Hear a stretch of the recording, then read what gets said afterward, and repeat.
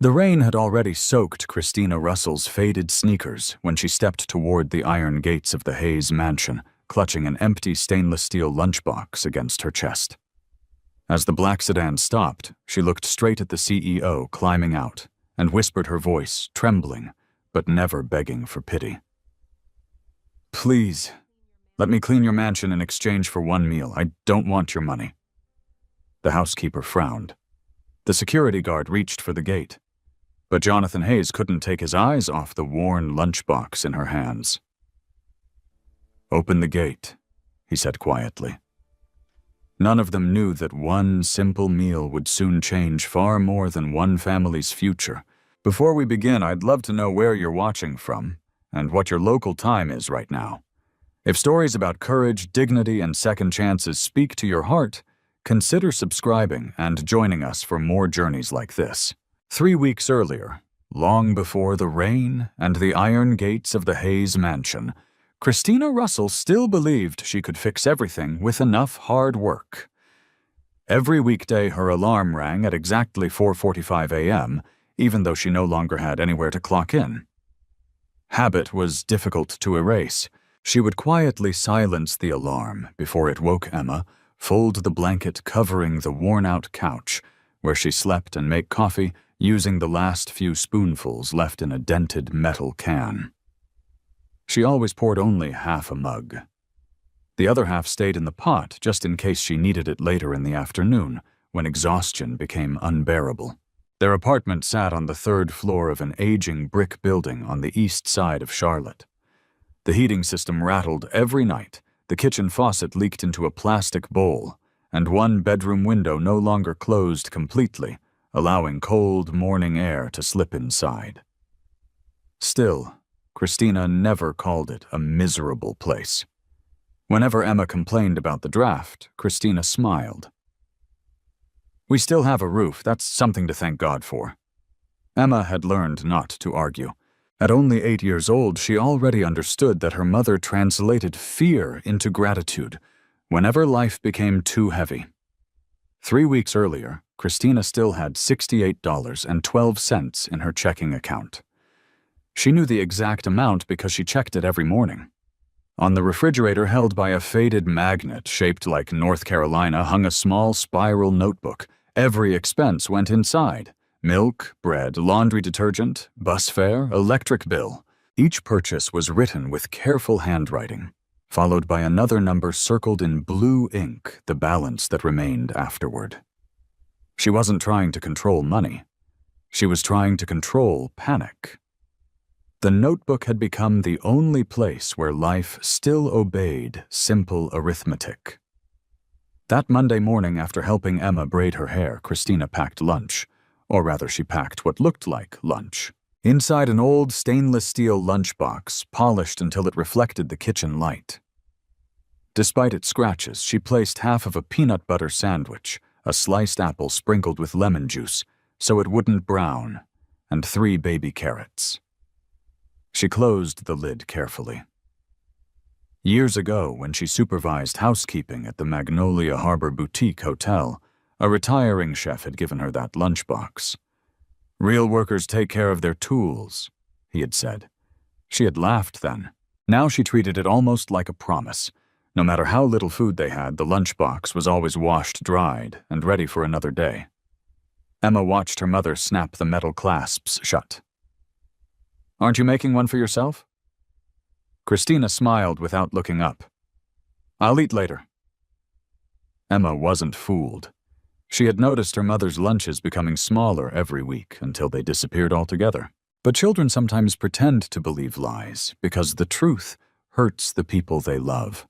After walking Emma to the school bus stop, Christina boarded bus Route 9 downtown. In her canvas tote rested 15 freshly printed resumes. Each page looked almost identical. Housekeeping supervisor, hospital environmental services, commercial cleaning, residential cleaning, hotel operations, 10 years of experience, excellent references, reliable transportation, available immediately. By noon, 13 resumes had been accepted with polite smiles. None resulted in interviews. One hotel manager glanced at her application for less than 30 seconds. "We're hiring internally." Another receptionist never even looked up. "You can apply online." A retirement community praised her experience before explaining they had frozen hiring. A commercial cleaning company offered overnight work, but only if she could provide her own industrial equipment and maintain a minimum number of client contracts. She thanked every person. She never argued. She never begged. She simply walked back outside, folded another rejection into silence, and headed toward the next address. Around 2:15 p.m., she entered a small neighborhood diner, not to eat, to use the restroom and refill her water bottle. The waitress recognized her. "You looking for work again?" Christina nodded. The woman reached for the coffee pot. "This one's on me." Christina hesitated, then smiled warmly. "I appreciate it, but could I leave $2? Honey, it's just coffee." "I know." She placed 2 worn dollar bills on the counter anyway.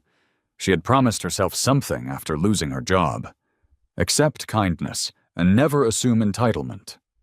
There was a difference. Outside dark clouds gathered over Charlotte. She checked her phone. No missed calls, no interview invitations, no responses, only another automated email. "Thank you for your interest." She deleted it before finishing the sentence. At 4:10 p.m., she reached Emma's elementary school.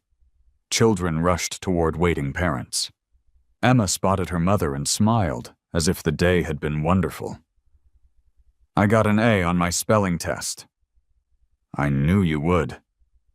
"And guess what Mrs. Dawson said? My handwriting is getting prettier." Christina kissed the top of her head. "I believe her." Emma looked into the canvas tote. "No job today." Christina shook her head gently. "Not today." "Maybe tomorrow." Christina smiled. "Maybe tomorrow." Neither of them realized they had begun saying those 3 words every single afternoon. Maybe tomorrow. On the walk home, they passed a small community garden squeezed between 2 apartment buildings. An elderly volunteer knelt beside tomato plants, gently tying loose vines to wooden stakes. Christina slowed her pace. The man noticed. "They'll produce again if you give them support." He wasn't speaking to her. He was talking about the tomatoes. Yet something about the sentence stayed with her long after they continued walking. That evening, dinner consisted of vegetable soup stretched with extra water and 2 slices of toasted bread. Emma happily dipped her bread into the broth. "It tastes good." Christina knew it didn't. But love has a way of seasoning simple meals. After Emma went to bed, Christina opened the refrigerator, almost empty. 1/2 gallon of milk, 1 onion, eggs, a jar of mustard. Nothing else. She opened the notebook hanging on the refrigerator. Checking account, $42, 87 cents cash in wallet, $26, 15 cents. Rent, due in 11 days. Electric bill due in 6. She stared at the numbers until they blurred. Then she quietly closed the notebook. Instead of crying, she carried the empty stainless steel lunchbox to the sink. She washed it with warm water, dried it with the same faded kitchen towel she had owned for years, polished every fingerprint from its surface. Finally, she placed it upside down on the drying rack exactly where it always belonged. Tomorrow, she told herself. It would hold lunch again. She didn't know when. She didn't know how. But as long as she kept preparing that little lunchbox for another day of honest work, she refused to believe hope had left her kitchen completely. Tuesday began with the sound of rain tapping softly against the loose window pane in Christina Russell's apartment. She woke before dawn as she always did, but this morning the air felt heavier. The optimism she had carefully carried through the previous weeks was beginning to show small cracks. Not because she had stopped believing in herself, because the calendar refused to slow down. She sat at the tiny kitchen table with her notebook calculator and a single unopened envelope from her landlord. For almost 5 minutes she stared at it without touching it. Then she finally slid her finger beneath the flap. Rent payment reminder. The balance due totaled $1,120. Late fees would begin in 4 days. Christina folded the letter neatly and placed it beneath the notebook instead of throwing it away. Ignoring numbers never made them disappear. She poured cereal into Emma's bowl, only enough to cover the bottom. Then she added more milk than usual. Emma looked down at it. You forgot yours. I'm not hungry. You said that yesterday. Christina smiled. I had coffee. Emma nodded slowly, pretending that explanation made perfect sense. Children often accepted impossible answers because they wanted their parents to remain heroes. As Emma put on her backpack, she hesitated. Mom. Yes? When you get your new job? When? Emma corrected herself with a shy grin. When you get your new job, can we go back to getting strawberries on Fridays? Every Friday for years, Christina had bought one small container of strawberries. It had been their tradition. No matter how tight money became, Friday meant strawberries. The last Friday had passed without them. Christina forced herself to smile. I think that's a wonderful plan. Emma hugged her. I'll wait. The words stayed with Christina long after the school bus disappeared around the corner. Not, I want. Not, why not. Just, I'll wait. She spent the morning walking through another list of addresses. A nursing home, a corporate office building, a medical supply warehouse. At every stop, she introduced herself the same way. My name is Christina Russell. I have over 10 years of housekeeping and facility maintenance experience. She spoke with confidence. She stood straight. She smiled. She thanked everyone. And still every conversation ended almost exactly alike. We'll keep your resume on file. We're moving in another direction. We're sorry. Around noon, she reached a recently renovated office tower where a commercial cleaning company had advertised several openings. The lobby smelled of fresh paint and polished marble. A young recruiter invited her into a small interview room. For the first 10 minutes, everything went surprisingly well. The recruiter nodded while reading her resume. You supervised 22 employees? Yes. And you handled inventory? I did. Safety inspections. Every week. The recruiter looked genuinely impressed. Then he frowned. I need to ask, why has there been a 3-week employment gap? The hotel where I worked closed permanently. I see. He typed something. We're actually looking for someone with more recent experience. Christina blinked. I was employed less than a month ago. I understand. He offered an apologetic smile. It just isn't the direction the company wants. The interview ended 5 minutes later. Outside, Christina sat on a bench beneath a bus shelter. For the first time in weeks, she allowed herself to close her eyes. Not to cry, simply to rest. An older janitor pushing a supply cart stopped nearby. He noticed the resume folder resting on her lap. Tough day, she laughed softly. I've had easier ones. He nodded. You know what my wife always tells me? What?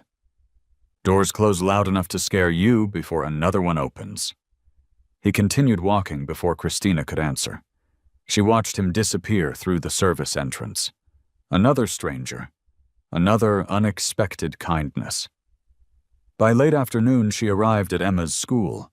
The children poured outside, carrying colorful artwork and backpacks. Emma ran toward her with a smile. Guess what happened? What? I wasn't hungry today. Christina smiled automatically. That's good. But later, while helping Emma unpack her backpack at home, She found the lunchbox. The apple slices were untouched. 2 carrots remained. Half the sandwich had been wrapped back inside the napkin. Emma? Her daughter froze. Were you feeling sick? Emma looked down. No. Then why didn't you eat? A long silence followed. Finally, Emma whispered, Mrs. Dawson said another little girl forgot lunch money. Christina listened carefully. So, I gave her half. Christina's eyes filled before she could stop them. And the apple?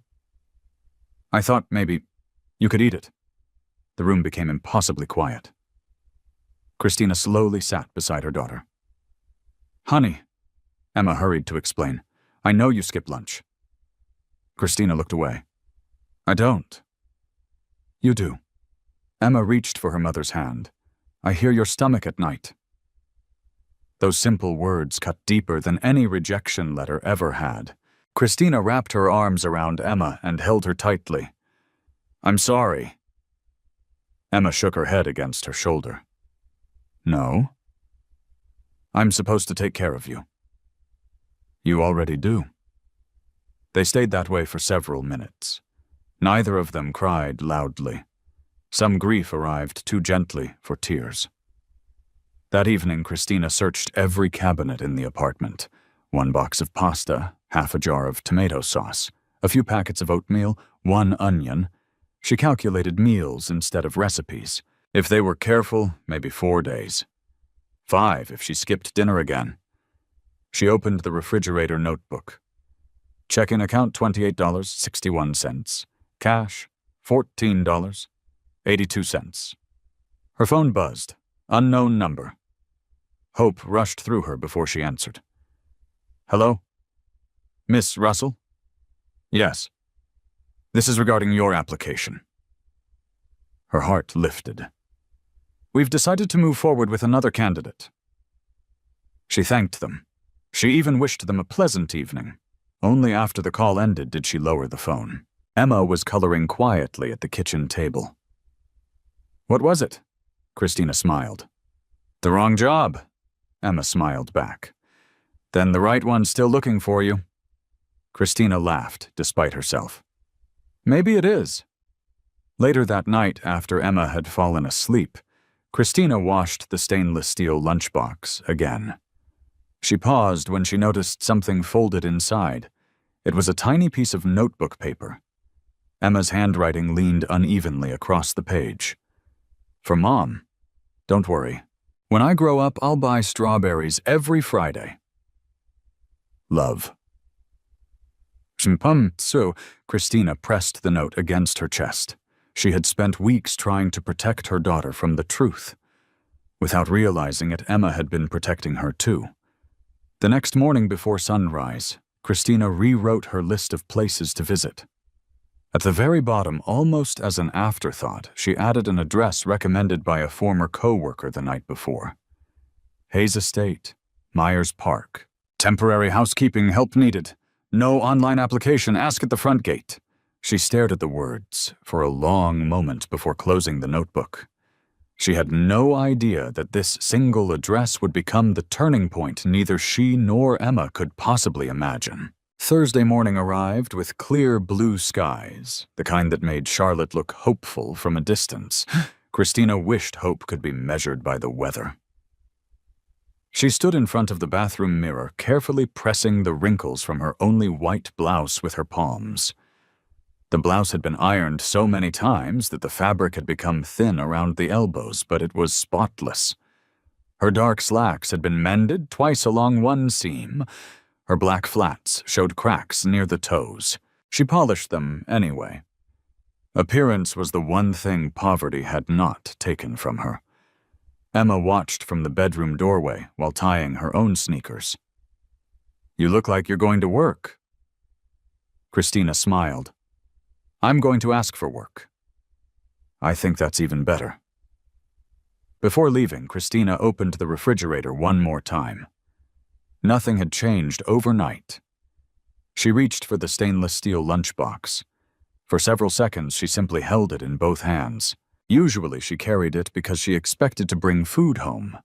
Today she carried it because she wanted to remind herself why she could not give up. She placed Emma's folded note back inside before closing the lid. The words were becoming a quiet source of strength. When I grow up, I'll buy strawberries every Friday. The bus ride to Myers Park took nearly 50 minutes. As downtown faded behind her, the streets grew wider, quieter, and lined with towering oak trees whose branches stretched across immaculate roads. Luxury cars glided silently past historic homes, surrounded by carefully trimmed hedges and flowering gardens. Everything looked polished. Everything looked permanent. Christina suddenly became aware of how worn her canvas tote appeared resting against her knees. She tightened her grip around the lunchbox instead. The address led her to one of the largest properties on the street. Tall wrought iron gates guarded a long private driveway lined with magnolia trees. Beyond them stood an elegant stone mansion overlooking acres of perfectly maintained lawns. She checked the paper in her notebook. Hayes Estate. She had found the right place. Taking a slow breath, Christina walked toward the security booth beside the gate. A uniformed guard stepped outside before she reached him. "Can I help you, ma'am? Good morning." She offered a polite smile. "I heard there might be temporary housekeeping work available." The guard studied her for a moment. "We're not accepting walk-ins."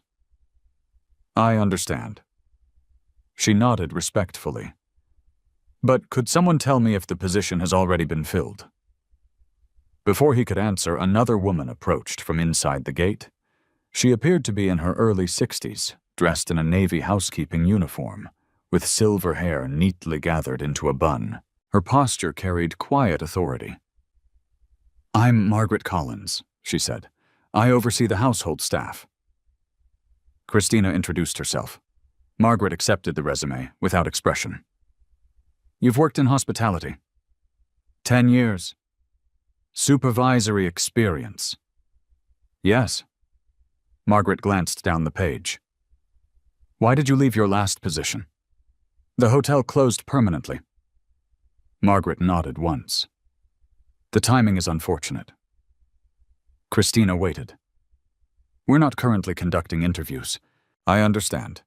Margaret handed the resume back. "You may apply through the company website when another opening becomes available." Christina thanked her. She truly meant it. She turned to leave. Then something inside her refused to take another step. Not desperation. Clarity. She looked back. "May I ask one more question?" Margaret hesitated. Briefly. "If someone needed help today..." She searched carefully for the right words. Cleaning windows, organizing storage, polishing floors. Anything." Margaret remained silent. "I could do it." "The position isn't available." "I'm not asking for permanent employment." Margaret frowned slightly. "Then, what are you asking?" Christina looked down at the lunchbox in her hands. When she raised her eyes again, there was no shame in them, only honesty. "I have an 8-year-old daughter." Margaret's expression softened for the briefest moment. "My refrigerator is almost empty." She paused. "I don't want money." She swallowed quietly. "If you'll let me clean this house today." Her fingers tightened around the metal lunchbox. "I'll gladly do it in exchange for one meal." Silence settled over the entrance. Even the security guard looked surprised. Margaret stared at her. "You would work an entire day?" For dinner."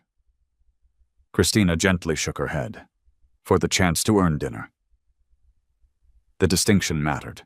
She needed Margaret to understand that. Before either woman spoke again, the distant sound of an approaching engine echoed through the driveway. A black Mercedes sedan rolled slowly toward the front gate. The security guard immediately straightened. "The boss is back." Margaret stepped aside as the gate began sliding open. Christina instinctively moved away from the driveway, embarrassed that she was still standing there. The sedan came to a stop only a few feet away. The rear passenger door opened. Jonathan Hayes stepped out. He was taller than Christina expected, dressed in a charcoal suit without a tie. Silver strands touched his dark hair near the temples. His expression looked composed, but tired, the face of someone who had spent years solving other people's problems while quietly avoiding his own.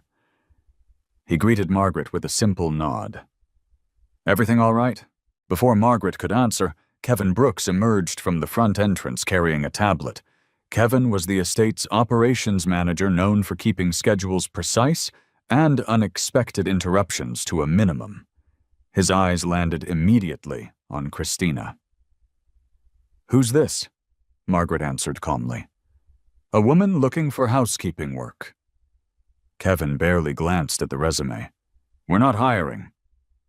"I've already explained that," Margaret replied. Kevin looked at Christina. I'm afraid you'll have to leave the property." Christina nodded. She should have walked away. Instead, she heard Emma's voice inside her memory. "I think that's even better." Ask for work, not pity. She turned toward Jonathan Hayes. He had been watching the exchange without speaking. "Sir." Her voice was respectful, but steady. Jonathan stopped walking. She lifted the stainless steel lunchbox slightly. Its scratched surface caught the morning sunlight. "Please." Every person near the gate became still. "Let me clean your mansion in exchange for one meal."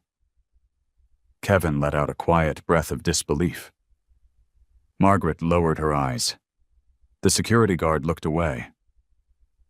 Christina continued before fear could silence her. "I don't want charity. I don't want money. I just want the chance to earn enough food to take home to my daughter." Jonathan's gaze never left the lunchbox. Its polished metal reflected years of careful use. It was clean, immaculately clean. Someone who had almost nothing had still taken the time to care for it. For reasons he couldn't yet explain, that small detail struck him harder than the words themselves. He remembered another stainless steel lunchbox many years ago. Another pair of careful hands. Another life that no longer existed. Kevin stepped closer. "Mr. Hayes, I'll have security escort her." "No." Jonathan's quiet voice interrupted him. Everyone froze. He looked at Christina for another long moment. Then at the lunchbox. Finally, he spoke 4 simple words. "Open the front gate." Margaret blinked. Kevin stared in confusion.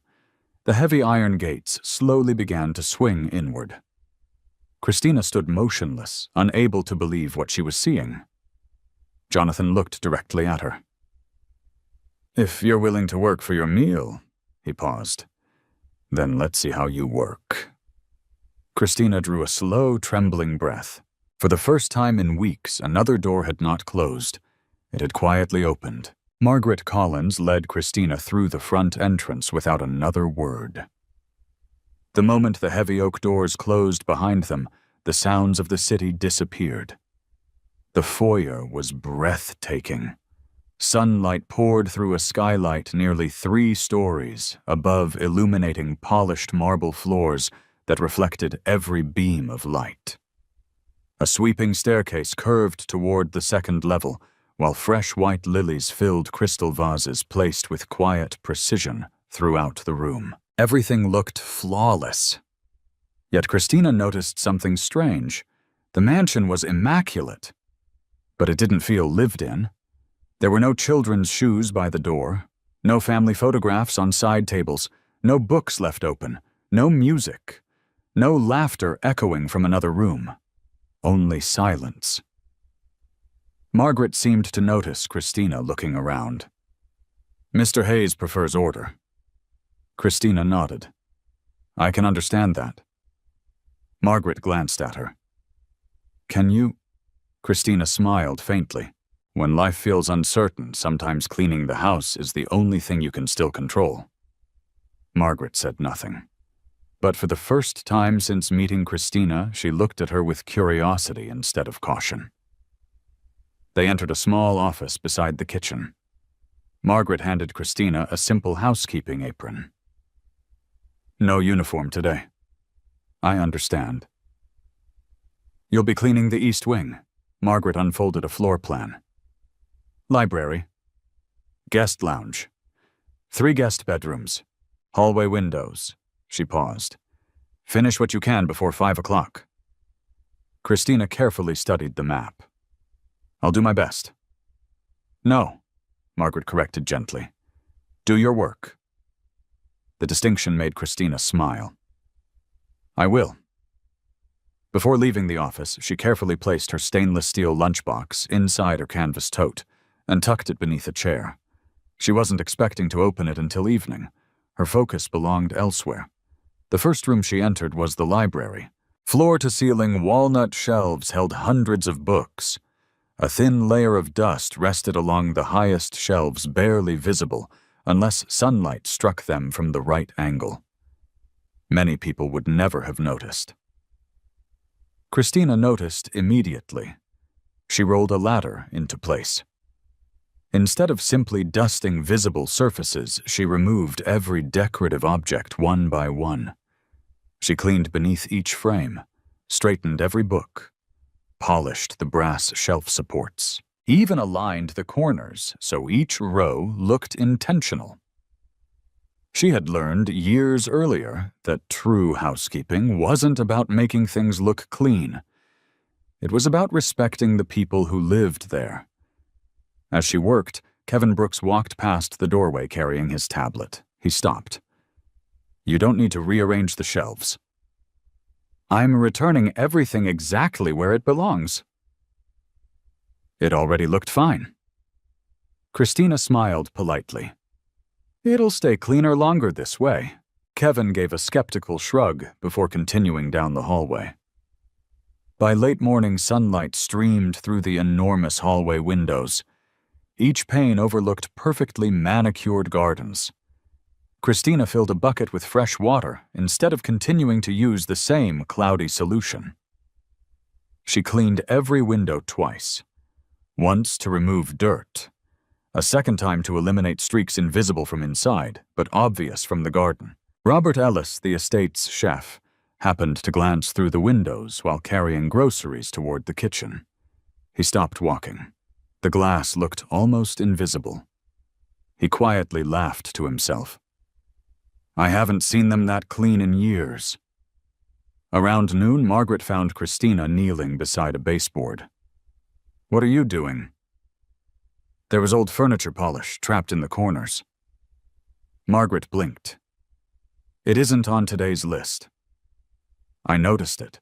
Margaret studied her for another second, then simply nodded and walked away. The kitchen smelled wonderful. Fresh rosemary, roasted chicken, warm bread, vegetables simmering in stock. Robert wiped his hands on a towel as Christina entered hesitantly. Lunch break. She smiled gratefully. Thank you. The kitchen staff lined up buffet style, roasted chicken, mashed potatoes, green beans, fresh rolls, fruit salad. When Christina reached the serving table, Robert handed her a plate. She accepted it. Instead of filling it generously, she chose one small chicken breast, a spoonful of potatoes, a few green beans, and one dinner roll. Nothing more. Robert watched quietly. You can take more? This is enough. We made plenty. She smiled. So everyone else can enjoy plenty too. She sat alone near a window overlooking the back lawn. Before taking a single bite, she opened her canvas tote. The familiar stainless steel lunchbox waited inside. She carefully transferred almost everything from her plate into it. Half the chicken, nearly all the potatoes, the roll, most of the vegetables. Only a few bites remained on the plate. Enough to quiet her own hunger. Robert happened to walk past carrying a tray.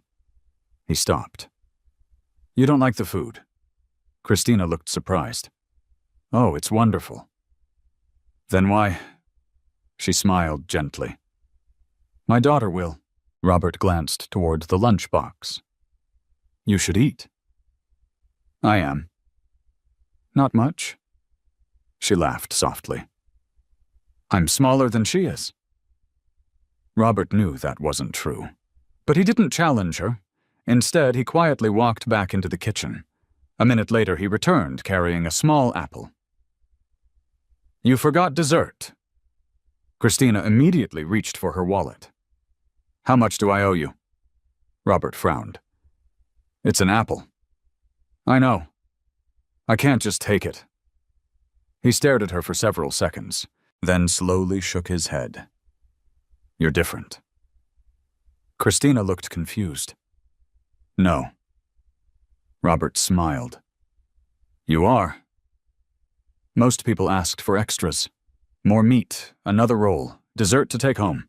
This woman was trying to pay for an apple. Finally, she accepted it, but only after Robert promised it was part of the meal. She wrapped it carefully inside the lunchbox. Emma loved apples. After lunch, Christina returned to work without wasting a minute. She polished the guest bedrooms until every mirror reflected light, without a single fingerprint.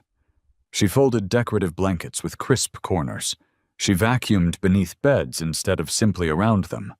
Inside one guest room, she noticed a loose button hanging from a decorative pillow.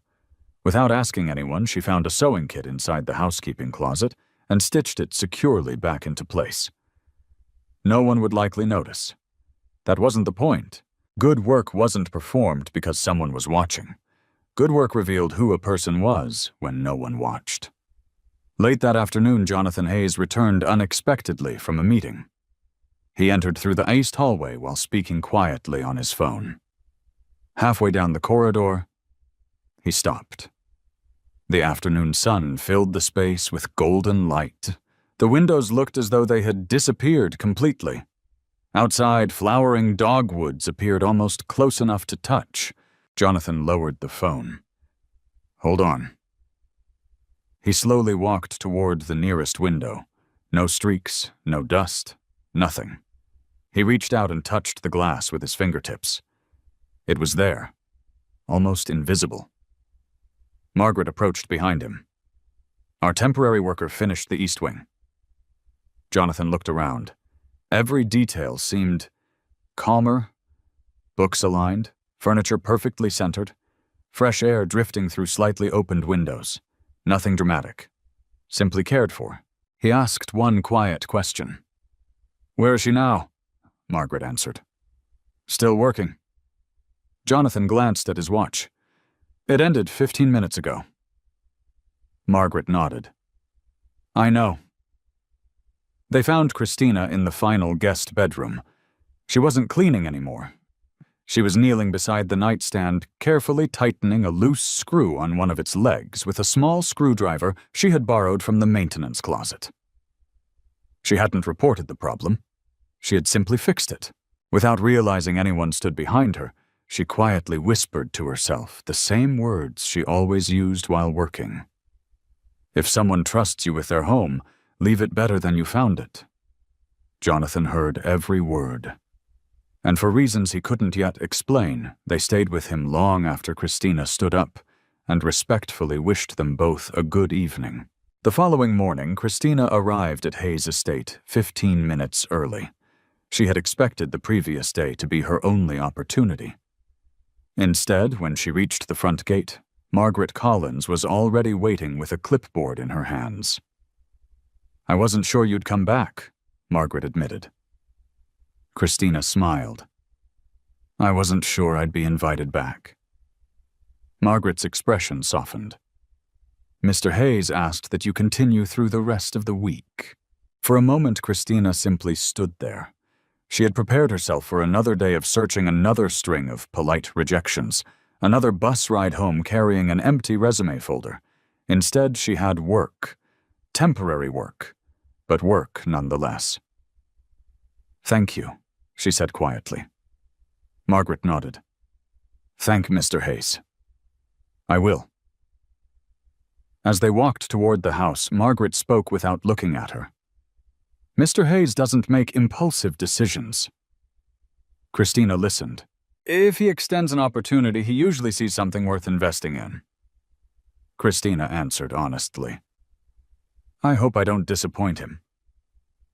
Margaret glanced sideways. So do I.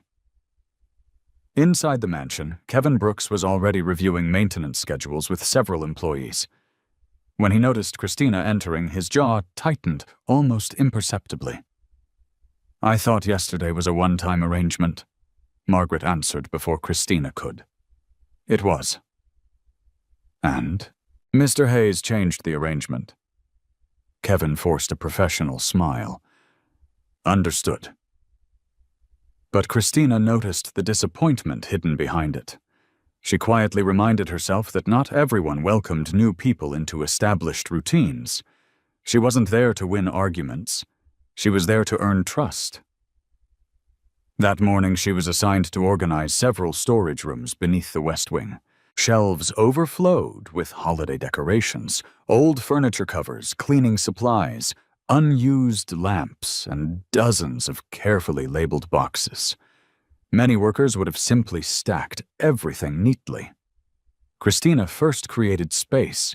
She separated damaged items from usable ones, expired products from current inventory, broken tools from repairable equipment.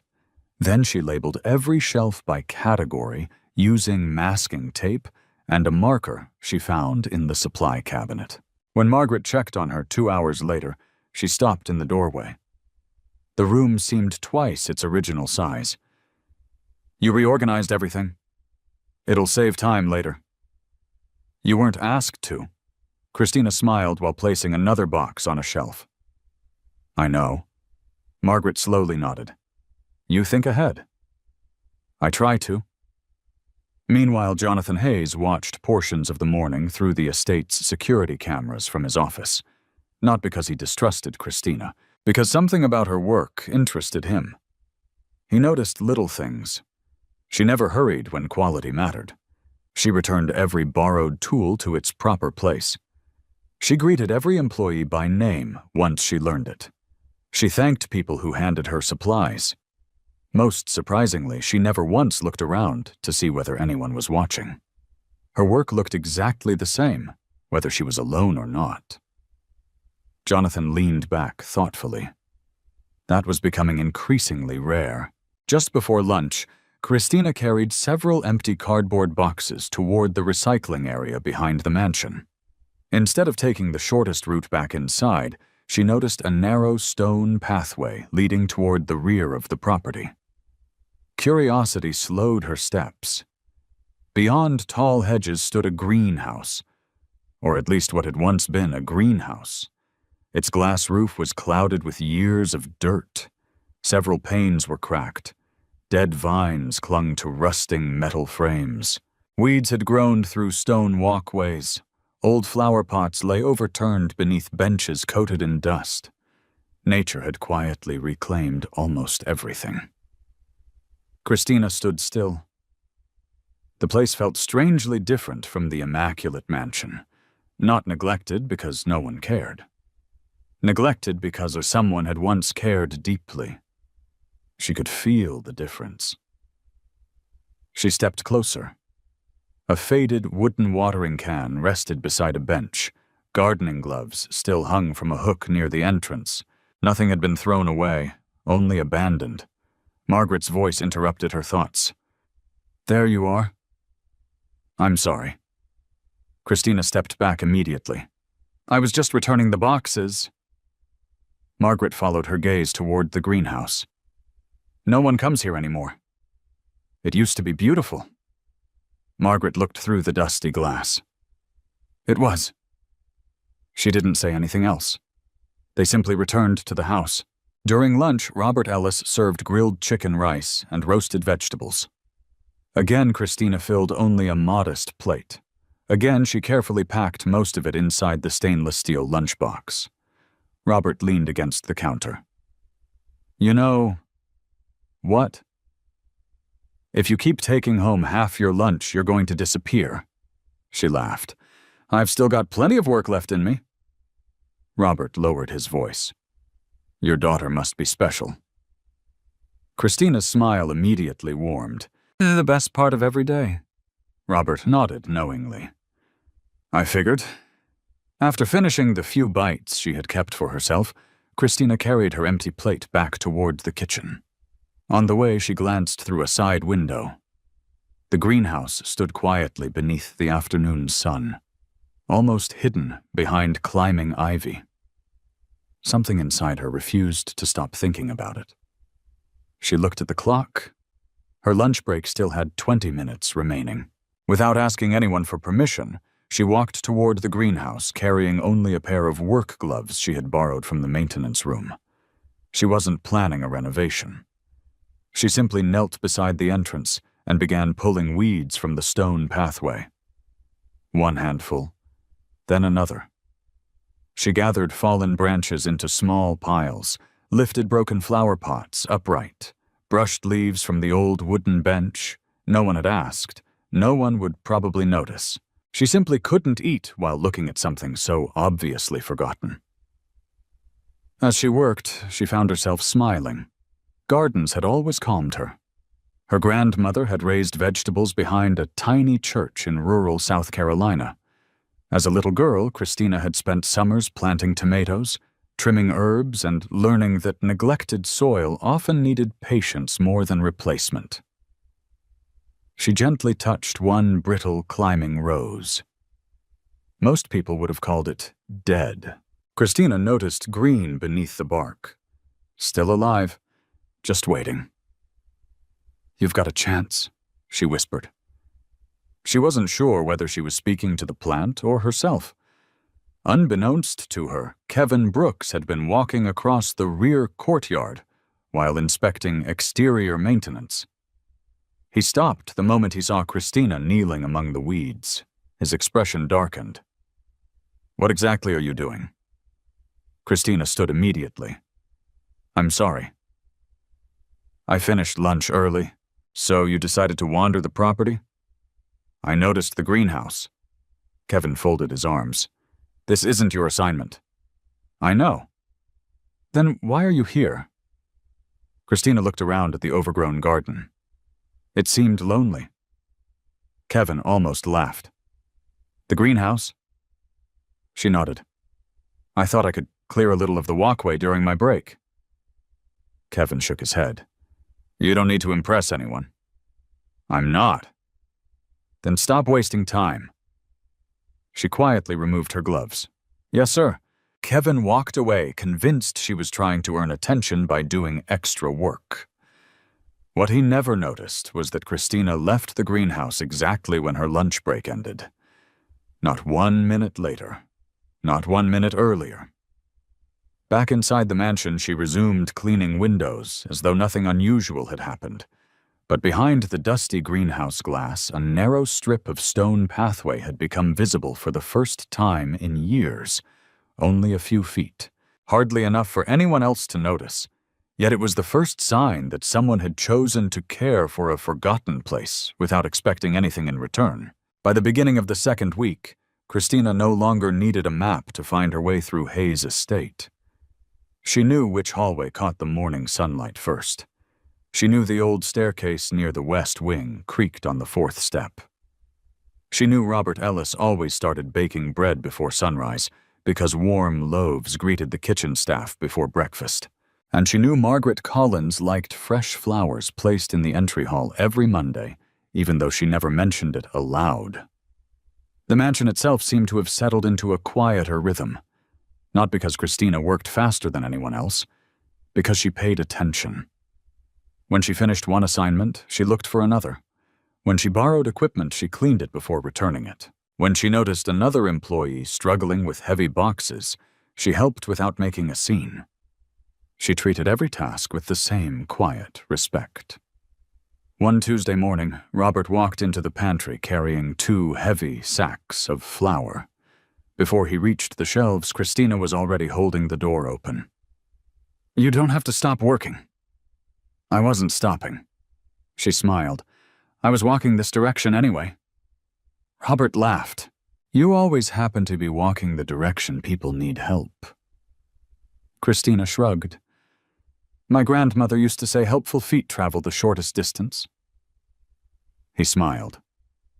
"I would have liked your grandmother." So would everyone else.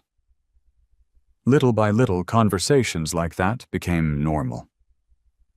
The gardeners greeted her by name. The maintenance crew waved when passing in the hall. Even the security guards at the front gate began asking about Emma's spelling tests. The mansion had started feeling less like an unfamiliar workplace and more like a community. Not everyone welcomed the change. Kevin Brooks noticed it. One afternoon, he found 2 housekeepers laughing with Christina while folding freshly laundered linens. "They're not paying you to socialize." The room fell silent immediately. Christina nodded. "We were just finishing." Kevin looked around. The linen room should already have been completed. "It is." Margaret's voice came from behind him. Everyone turned. Margaret stepped inside and examined the shelves. Every towel was perfectly folded, every sheet stacked by size, every label facing forward. She looked at Kevin. "The work's done." Kevin forced a smile. "Then carry on." He left without another word. After he disappeared, one of the younger housekeepers sighed in relief. "I thought we were in trouble." Margaret calmly continued inspecting the shelves. "Only if the work isn't done." She paused before walking away. "Good job." It was only 2 words. Coming from Margaret Collins, they meant a great deal. That evening, Christina returned home carrying the familiar stainless steel lunchbox. Emma ran to the door before Christina even reached it. "You're home?" "I am." Emma eagerly helped unzip the canvas tote. Inside the lunchbox sat grilled chicken, roasted vegetables, a dinner roll, and 2 apples. 2 apples? Robert had quietly placed the second apple inside while Christina cleaned the dining room. She hadn't noticed until reaching the bus stop. Emma grinned. "Can we save one for tomorrow?" "We can." They sat together at the tiny kitchen table, sharing the meal Christina had earned. Not received, earned. Halfway through dinner, Emma disappeared into her bedroom. She returned carrying colored paper markers and safety scissors. "What are you making?" "A surprise." Christina laughed. "Cake." "I'll pretend not to look." For nearly an hour, Emma concentrated with complete seriousness. She drew flowers, tiny green leaves, a bright yellow sun, carefully cut everything out. Finally, she folded the paper in half. "I finished." She handed it to her mother. On the front was a crooked drawing of 2 women standing beneath a huge tree. Inside, written in uneven handwriting, were the words, "Thank you for working so hard. One day I'll work hard too. I love you forever." Christina blinked several times before speaking. "This is beautiful." Emma smiled proudly. "You can keep it in your lunchbox." Christina looked at the stainless steel box resting beside them. "I think that's exactly where it belongs." She folded the card carefully and tucked it inside beside Emma's earlier strawberry note. The lunchbox no longer carried only food. It carried reasons to keep going. The following afternoon, Christina arrived at work a little earlier than usual. She decided to spend the extra few minutes walking past the greenhouse before beginning her assigned duties. The weeds she had removed during lunch breaks had not grown back yet. Small patches of stone pathway were visible now. A little more sunlight reached the old benches. She smiled quietly. Progress. Only a little, but real. She removed several fallen branches before hearing footsteps behind her. Robert approached carrying a basket of herbs. "I wondered where you'd disappeared." Christina stood. "I only had a few minutes." Robert looked around. "You've been doing all this?" "It's nothing." He shook his head. "No." He pointed towards the cleared entrance. "It wasn't nothing yesterday." "It isn't nothing today." He walked closer. "I remember this place." "You do." "My first week here, Mrs. Hayes used to bring herbs from this greenhouse every morning." He smiled at the memory. Fresh basil. Mint. Rosemary. She said food tasted better when someone grew it with patience. Christina listened carefully. I never met her. Most people working here now didn't. Robert looked through the dusty glass. After she passed away, he stopped. No one had the heart to touch this place. Neither of them spoke for a while. Finally, Christina asked quietly, "Would anyone mind if I kept cleaning during lunch?" Robert smiled gently. "I don't think the greenhouse would." Later that afternoon, Kevin happened to notice fresh piles of weeds stacked neatly beside the compost bins. His eyes narrowed. Again. He found Christina dusting a hallway. "I thought I told you to stay away from the greenhouse. I only work there during lunch. That's still company property." "I know." "Then stop trying to make yourself look indispensable." Christina met his eyes calmly. "I'm not trying to look like anything. Really, I just don't like seeing beautiful places forgotten." Kevin gave a short, skeptical laugh. "This is a workplace, not a charity project." When he walked away, Christina quietly returned to dusting the hallway exactly where she had left off. She didn't defend herself. She didn't complain. She simply continued working. Late that evening, Jonathan Hayes returned from another meeting after most of the staff had already left. As his car passed the rear garden, something caught his attention. A narrow ribbon of clean stone now stretched toward the greenhouse entrance.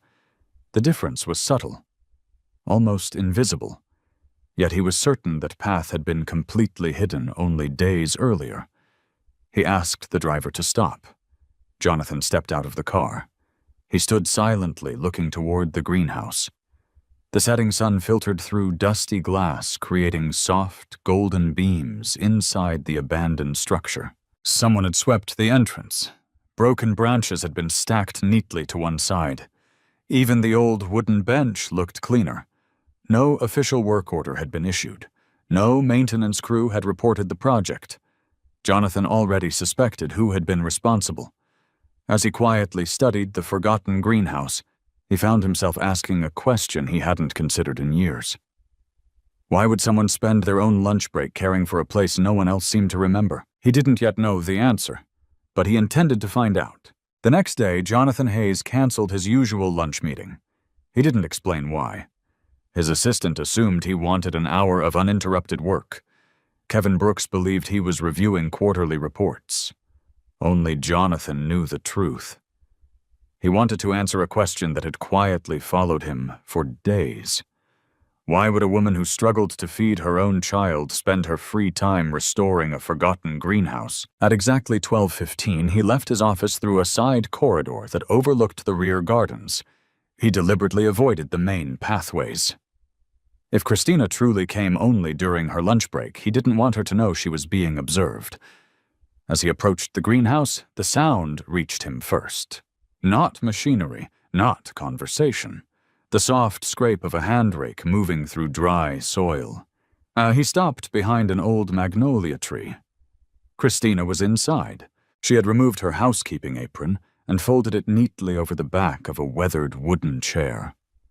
Her sleeves were rolled above her elbows. Small streaks of dirt covered her work gloves. She wasn't rushing. She knelt beside an overgrown flower bed, patiently pulling weeds one root at a time, instead of tearing them carelessly from the ground. Every few minutes she placed healthy plants into one pile and dead branches into another. Nothing was wasted. Nothing was handled roughly. Jonathan watched in silence. After nearly 15 minutes, Christina found an old watering can tucked beneath a broken shelf. She smiled to herself. Walking to the outdoor faucet, she discovered the water line still worked. She carefully filled the can and returned to a struggling rose bush. The soil drank every drop. She whispered almost instinctively, "There you go." Jonathan frowned slightly. She was speaking to the flowers, or perhaps to something else entirely. When she finished watering, she noticed one cracked flower pot lying upside down beneath a bench. Instead of throwing it away, she turned it over, brushed away years of dirt, and placed it carefully beside the greenhouse entrance. Even broken things she seemed to believe deserved another chance. Jonathan finally stepped onto the stone pathway. The sound of his shoes echoed lightly. Christina turned immediately. For a brief moment, surprise crossed her face. Then she stood. I'm sorry, Mr. Hayes." He looked around the greenhouse. "You've apologized every time I've seen you here." She lowered her eyes. "I wasn't assigned to this area." "No." He walked slowly through the narrow path she had cleared. "You weren't." Silence settled between them. Sunlight filtered through the dusty glass roof, creating warm patches across the stone floor. Jonathan reached down and picked up a dried vine.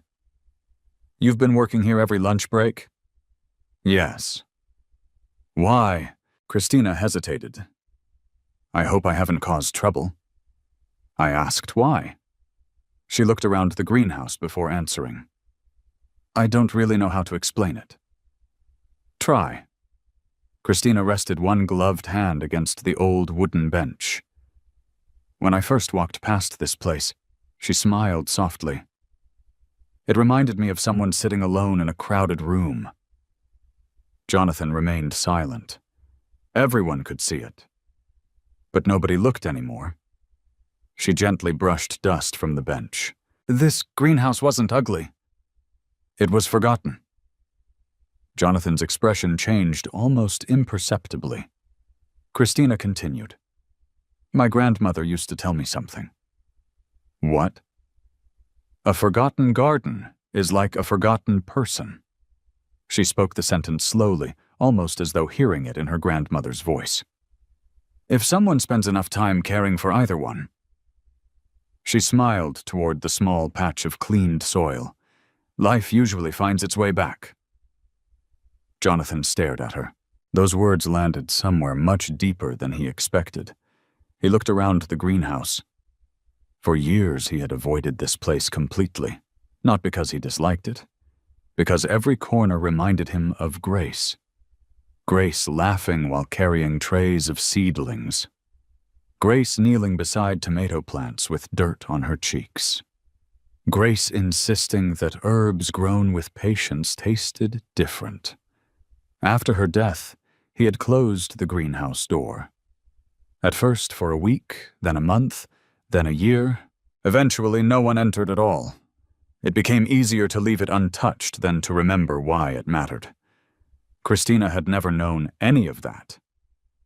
Yet somehow she had understood exactly what the greenhouse represented. Not a structure, a memory. Jonathan looked at the cleared stone pathway. "You've done all this during lunch," she nodded. "I didn't want to neglect my work." "So you gave up your break?" "I still had enough time to eat." He noticed the familiar stainless steel lunchbox resting beside the bench. The lid stood slightly open. Only half a sandwich remained inside. The rest of the space held gardening gloves, Emma's folded card tucked safely beneath the lid, and a small packet of flower seeds Christina had found, abandoned in a storage cabinet.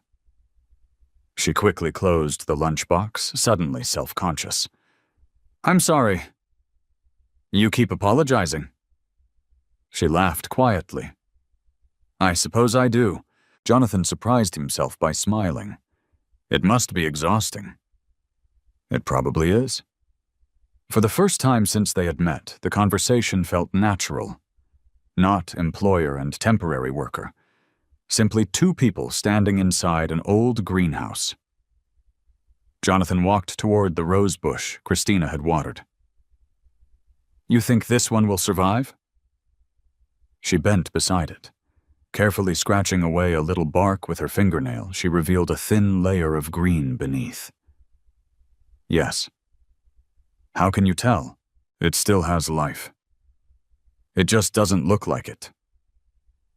Jonathan studied the tiny strip of green, hope hidden beneath what appeared dead. Something inside him tightened. Grace had once said almost those exact words while rescuing a dying hydrangea. He hadn't thought about that afternoon in years. "You've worked in gardens before." "My grandmother taught me." "Professionally?" "No."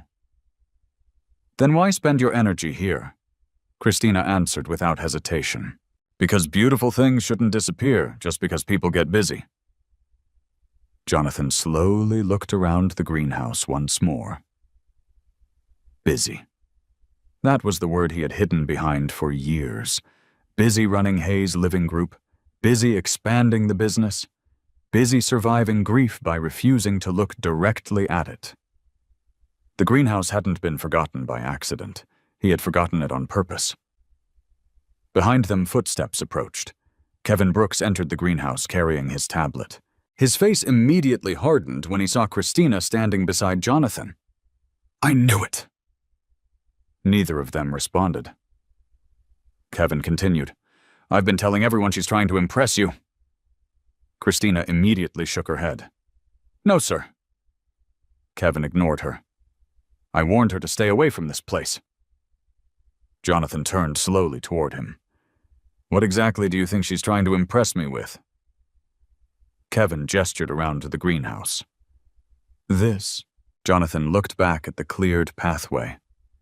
The watered roses, the neatly stacked broken branches, the dust-free bench. Then he quietly asked the question that made Kevin fall silent. "If she wanted to impress me?" He glanced at Christina. Why did she only work here during the 1 hour no one was supposed to be watching? Kevin opened his mouth. No answer came. Because there wasn't one. Jonathan looked at Christina again. For the first time since Grace's death, the greenhouse no longer felt like a place that held only sorrow.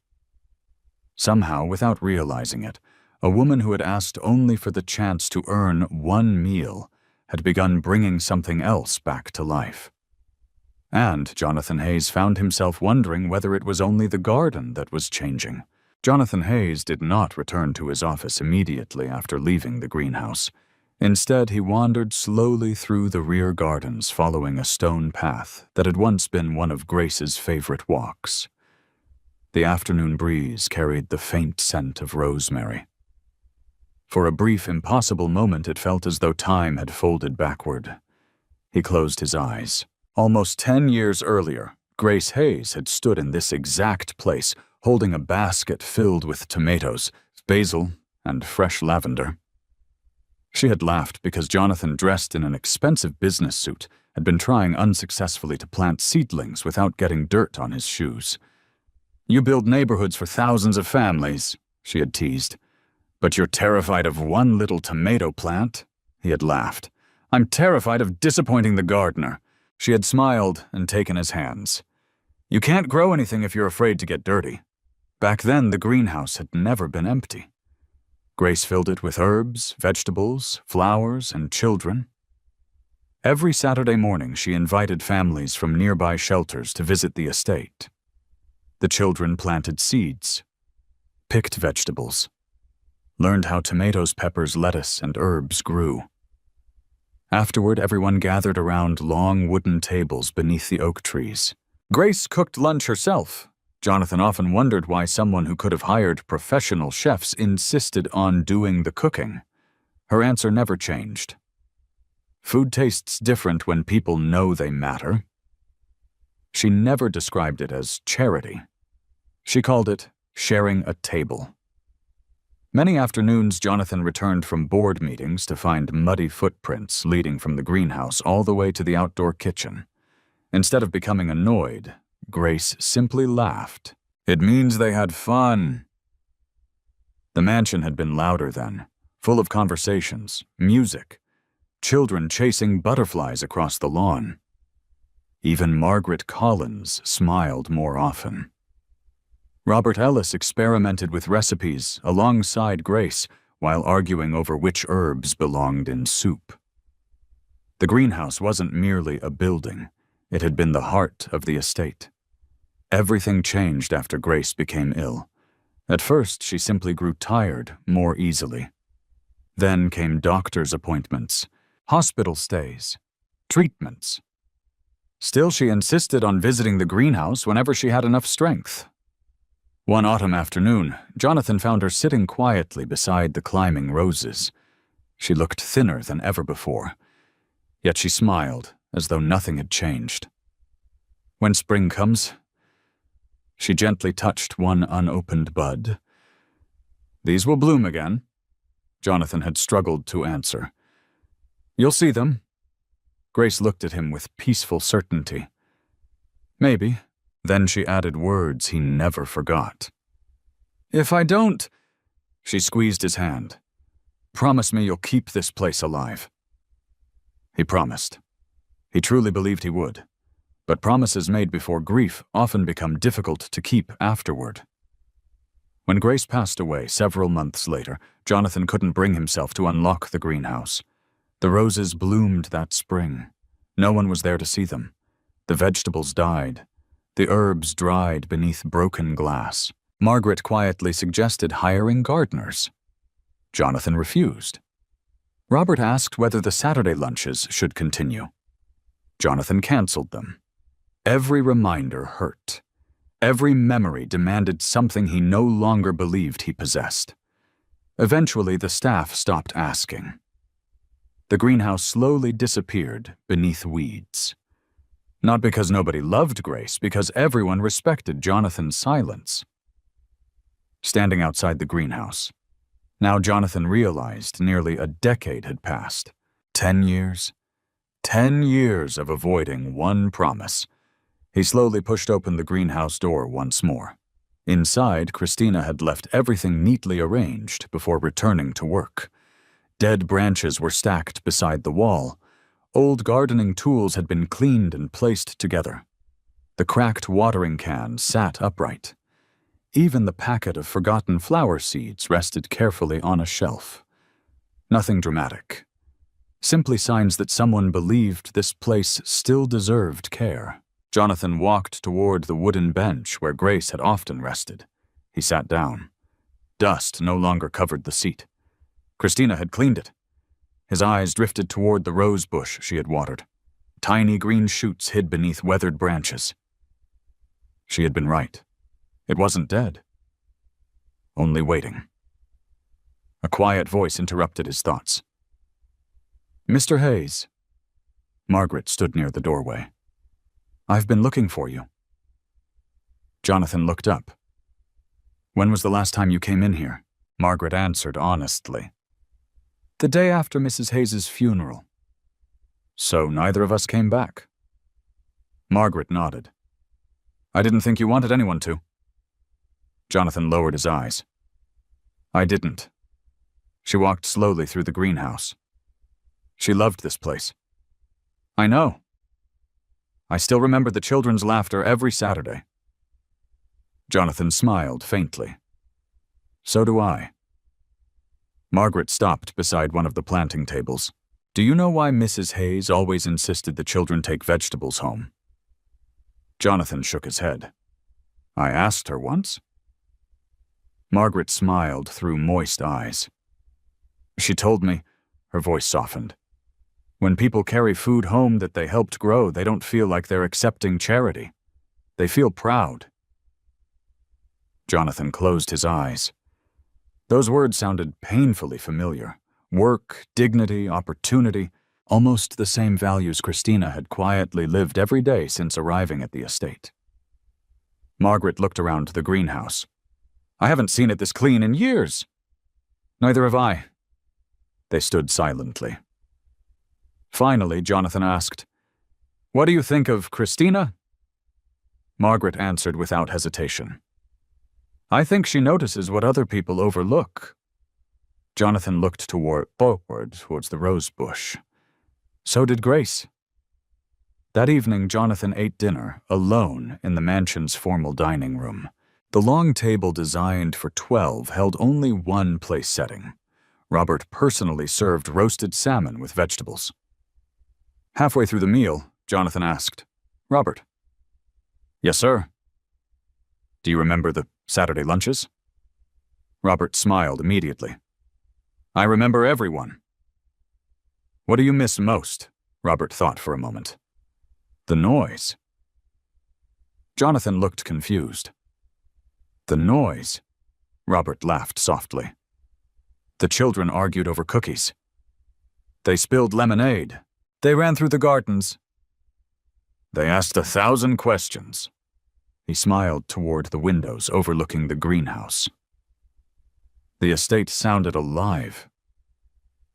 Jonathan stared quietly at his untouched meal. After Robert left, he found himself unable to continue eating. He walked into the kitchen instead. The room was nearly empty.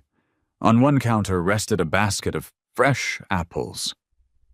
He suddenly remembered something. The lunchbox. Every day Christina carried food home. Every day she left half behind for herself. Every day she shared the better portion with Emma.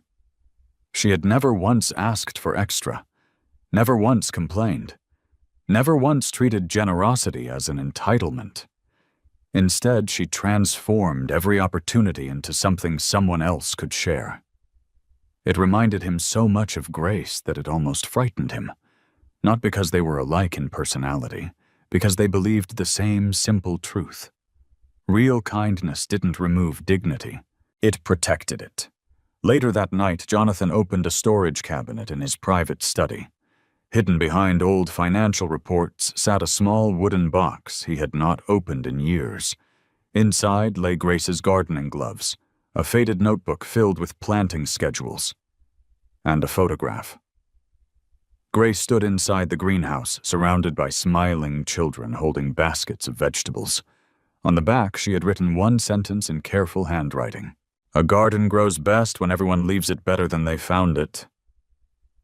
Jonathan stared at those words for a long time. Then he quietly folded the photograph and slipped it into his jacket pocket. The following morning, before anyone else arrived at the estate, Jonathan walked alone toward the greenhouse. Sunlight filtered through the dusty roof exactly as it had the day before. He stood at the entrance and looked around. For the first time in nearly 10 years, the place no longer felt like a monument to loss. It felt like a promise waiting to be honored. And somewhere inside the mansion, Christina Russell had no idea that her quiet acts during unpaid lunch breaks had begun healing wounds she had never even known existed. Monday morning began like any other. Christina arrived before sunrise. She greeted the security guard, stored her canvas tote inside the housekeeping office, carefully placed the familiar stainless steel lunchbox beneath the chair, then tied on her apron. Nothing about the morning suggested that everything was about to change.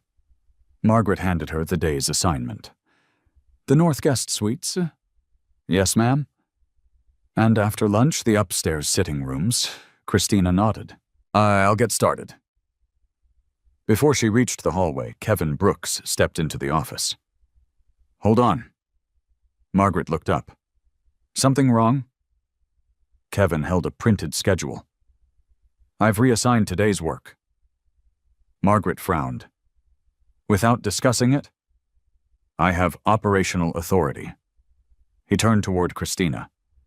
"You'll spend the day cleaning storage closets in the basement," Christina answered calmly.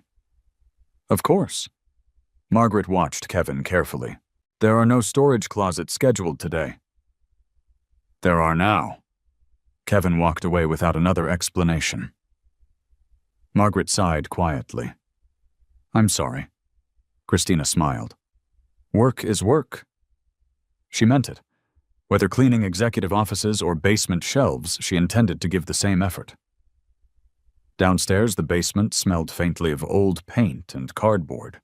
The work was dusty and physically demanding.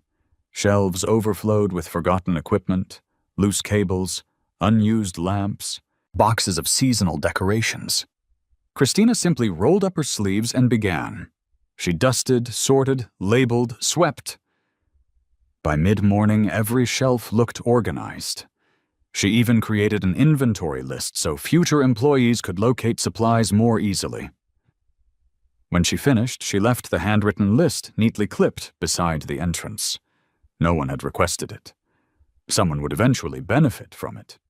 That was enough. Around noon, she carried her lunchbox outside and walked toward the greenhouse as usual.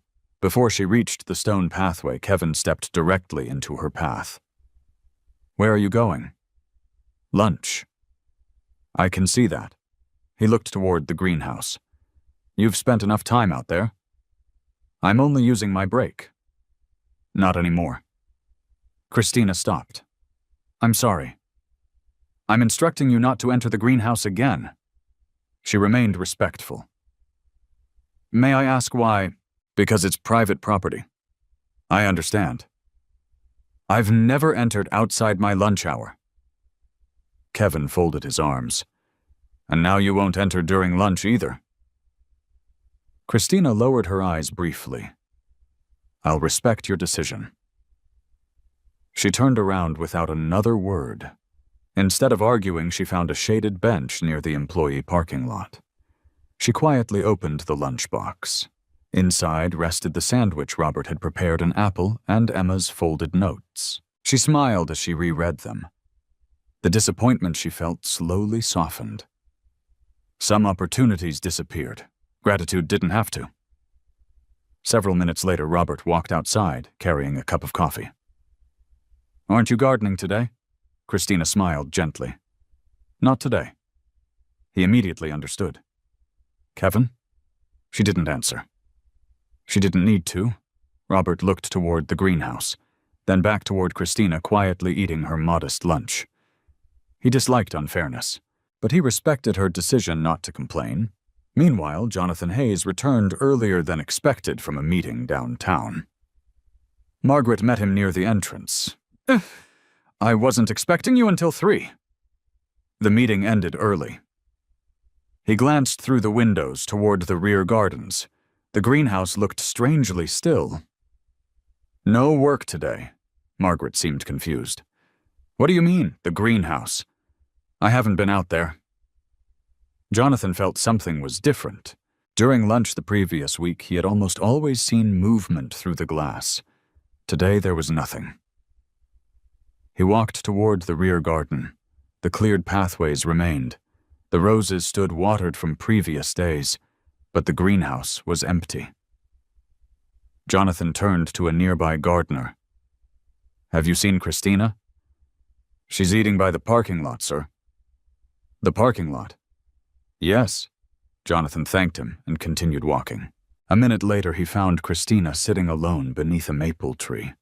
The lunchbox rested on her lap. She looked up, surprised. "Good afternoon, Mr. Hayes." He noticed she had already packed half her meal away for Emma. Only a few bites remained on her plate. "You usually eat in the greenhouse." "I did." "What changed?" She hesitated. "I was asked not to." "By whom?" She looked uncomfortable. "I don't want to create problems." Jonathan understood immediately. "You were given an instruction." "Yes." "So you're following it?" "Yes, sir." He nodded once. "I appreciate that." He said nothing more. Instead, he walked directly back toward the mansion. Inside, he found Kevin reviewing invoices. "Walk with me." Kevin immediately followed. They stopped inside the greenhouse.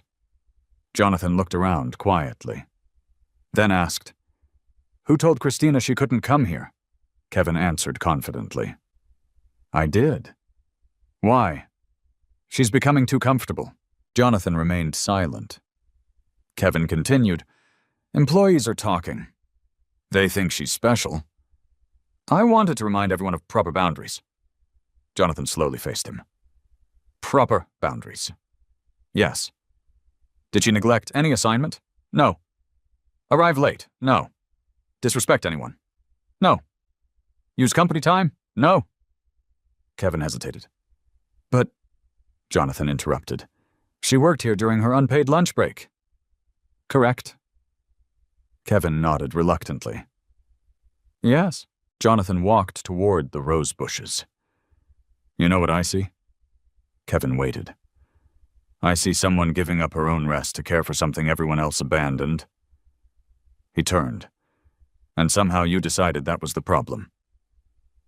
Kevin's expression stiffened. I was protecting company standards. Jonathan's voice remained calm. No. You were protecting your authority. Silence filled the greenhouse. Finally, Jonathan spoke again. Effective immediately. Kevin straightened. Starento. Christina may use her lunch break wherever she chooses on this property. Kevin's jaw tightened. As long as her assigned work is completed? It always is. Jonathan paused. And another thing. Sir. From now on, any change to her assignments comes through Margaret. Kevin blinked. You don't trust my judgment, Jonathan answered honestly. I don't trust decisions motivated by personal dislike. Kevin had no response.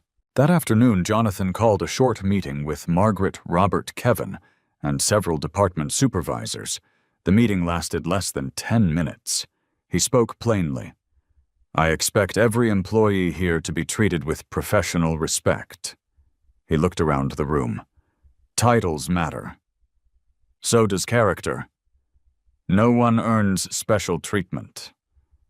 But no one receives unfair treatment either. His eyes briefly met Kevin's. The standard applies equally to everyone. The message was unmistakable. After the meeting ended, Margaret quietly found Christina folding linens. Mr. Hayes would like you to know, she smiled, your lunch breaks belong to you again. Christina looked surprised. He did that, Margaret nodded. He believes fairness should never require permission. Christina lowered her eyes. I never wanted anyone to argue because of me. Margaret gently placed a hand on her shoulder. This wasn't about you. It was about what kind of workplace we choose to be. That evening, as Christina finished clearing a hallway window, Jonathan happened to pass by. He stopped briefly. I hope you enjoy your lunch tomorrow? She smiled. I think I will. And Christina? Yes, sir. The greenhouse looks better every day. She looked genuinely pleased. So does the rosebush. Jonathan smiled. It does. Neither of them mentioned the confrontation. They didn't need to. Some victories weren't loud. Some were simply the quiet restoration of fairness. And for the first time since arriving at Hayes Estate, Christina understood that someone in this house wasn't merely noticing her work. He was protecting the dignity with which she chose to do it. The morning after Jonathan defended Christina, the atmosphere at Hayes Estate felt subtly different. No one spoke openly about the meeting, no formal announcement had been posted. Yet news traveled quietly through every hallway. People understood one simple truth. Good work would be recognized. Respect would no longer depend on job titles. Christina, however, behaved exactly as she always had. She greeted everyone with the same warm smile. She completed her assignments with the same care. She never mentioned what had happened with Kevin. If anything, she worked even harder to ensure no one believed she had received special treatment. Late that week, Jonathan asked Margaret to join him in his office.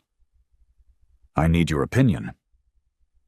Margaret sat across from his desk. You already know it. Jonathan smiled faintly. Probably. He opened a folder containing maintenance reports. The greenhouse. Margaret glanced toward the window. What about it? I've been thinking. He paused. It deserves more than lunch break attention. Margaret nodded. It does. I'm considering restoring it. She smiled for the first time that morning. Grace would be happy. Jonathan looked down at the photograph still resting inside his desk drawer. So would I. He leaned back. The question is, who should lead it? Margaret answered before he finished. You already know? Jonathan looked at her. Christina. Yes, She has no formal horticultural training. Margaret folded her hands calmly. No. But she notices life where other people see weeds. Jonathan couldn't argue with that. An hour later, he walked through the greenhouse alone. Sunlight now reached almost half the stone pathway. Several flower beds had been cleared. Broken pots had been grouped by size for possible repair. Dead vines had been removed from one entire wall. The transformation remained modest, but the greenhouse no longer felt abandoned. It felt hopeful. He heard footsteps behind him. Christina entered carrying her lunchbox. She froze when she saw him. "I'm sorry," Jonathan smiled.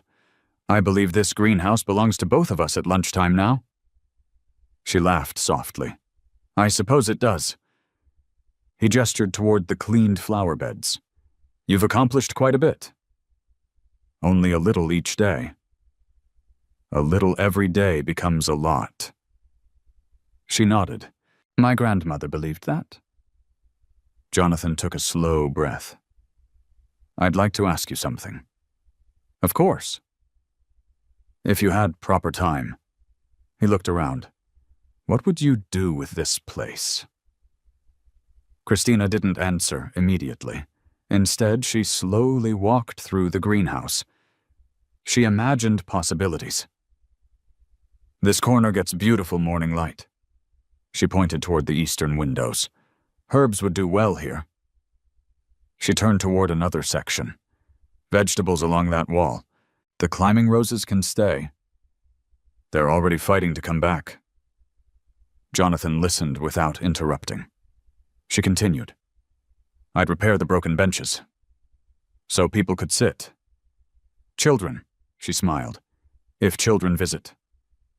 She knelt beside an empty planting bed. "I'd leave this one open." "For what?" "So anyone coming here for the first time could plant something." Jonathan asked quietly. "Why?" "Because people care more deeply about places they help build." The answer sounded remarkably familiar, almost identical to something Grace had once said. Jonathan reached into his jacket pocket. He removed the faded photograph of Grace surrounded by children inside the greenhouse. "I want to show you something." Christina accepted it carefully. She studied the smiling faces, the vegetables, the flowers, the joyful expressions. "Who is she?" "My wife." Christina looked up. "She loved gardening." Jonathan nodded. "She built this greenhouse." Christina gently handed the photograph back. "It must have been beautiful." "It was?" He looked around. "Then she became ill." Christina remained silent. "After she passed away," he struggled for a moment, "I closed the doors." She understood immediately. Not because he explained everything, because grief often needed very few words. "I wasn't trying to replace what she built." She said it quietly. Jonathan looked at her. "I know. I only wanted to keep it from disappearing." "I know that too." He smiled gently. "That's exactly why I asked you here." Christina waited. "I'd like this greenhouse officially restored." Her eyes widened. "Mr. Hayes, I want you to oversee it." She immediately shook her head. "I clean houses." "You do?" "I'm not qualified." Jonathan smiled. "You're the only person who's been working here without being asked." She looked around uncertainly. "There are professionals." "I can hire professionals." He paused. "I can't hire someone to care." Christina didn't know how to answer. "I still have my housekeeping responsibilities." "You'll keep them." He nodded toward the greenhouse. "But you'll spend 2 paid hours each afternoon here." She blinked. "Paid?" "Yes. I've been doing it during lunch." "I know." "I don't expect payment." "I know." Jonathan's expression became serious. "But I do." She lowered her eyes. For someone who had begged only for a meal, this felt overwhelming. "I don't want charity." Jonathan smiled warmly. I remember. You've reminded everyone here often enough. He continued, I'm not offering charity. I'm offering work. Those words settled gently between them. Work, not pity. Responsibility, not sympathy. Opportunity, not rescue. After a long silence, Christina nodded. I'd be honored. Jonathan extended his hand. Then welcome to your new project. She shook it. Neither of them noticed Kevin Brooks watching from the greenhouse doorway. His expression remained unreadable. Later that afternoon, Margaret joined Christina inside the greenhouse carrying several boxes. What's this? Mrs. Hayes' old gardening supplies. She opened the first box. Pruning shears, seed packets, labels, twine, hand tools, everything carefully preserved. Christina picked up a faded notebook. Inside were handwritten planting schedules, sketches of flower beds, and notes written in Grace's elegant handwriting. She looked toward Margaret. These are wonderful. Margaret smiled through moist eyes. They've been waiting for someone. Christina gently turned another page. One sentence had been underlined. Gardens are grown by many hands, never just one. She smiled. I think I understand her. You would have liked her. I already do. Over the next several days, the greenhouse began changing more quickly. Jonathan approved replacement glass for broken windows. Maintenance repaired leaking pipes. Robert started delivering kitchen compost for the soil. The gardeners volunteered seedlings. Even several housekeepers offered to help after their shifts ended. No one had been instructed. They simply wanted to contribute. One afternoon, Jonathan stood outside watching everyone work together. Margaret noticed him smiling. What are you thinking? He answered honestly. I thought I was restoring a greenhouse.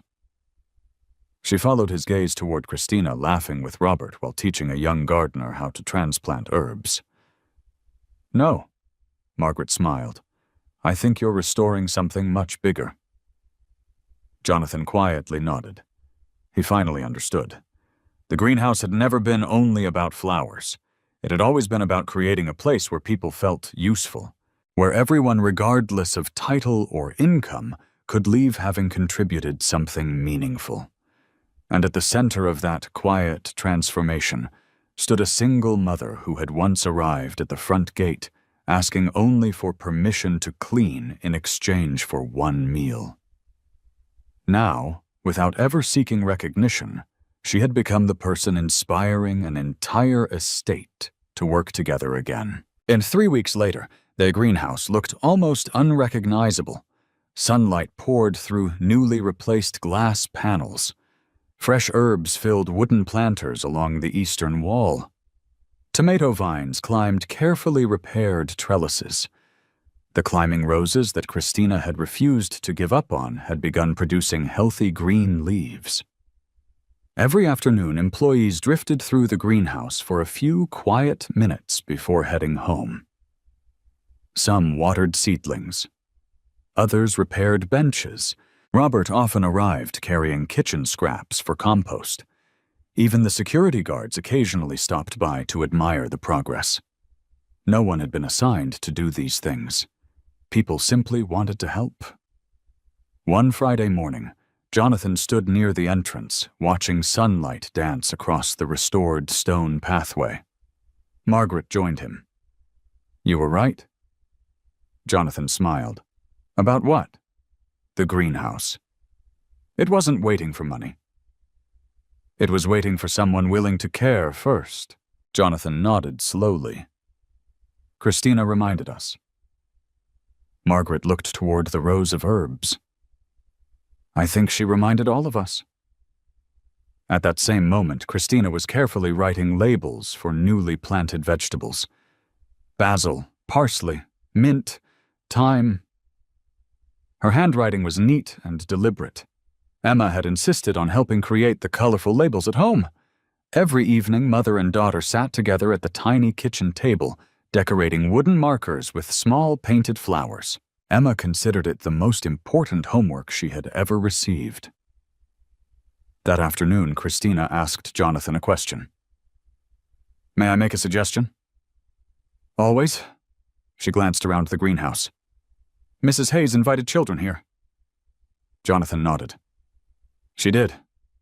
I've been thinking—" She hesitated. "What if we did it again?" Jonathan didn't answer immediately. The idea caught him completely off guard. Christina quickly added, "Only if you think it's appropriate. I don't want to overstep."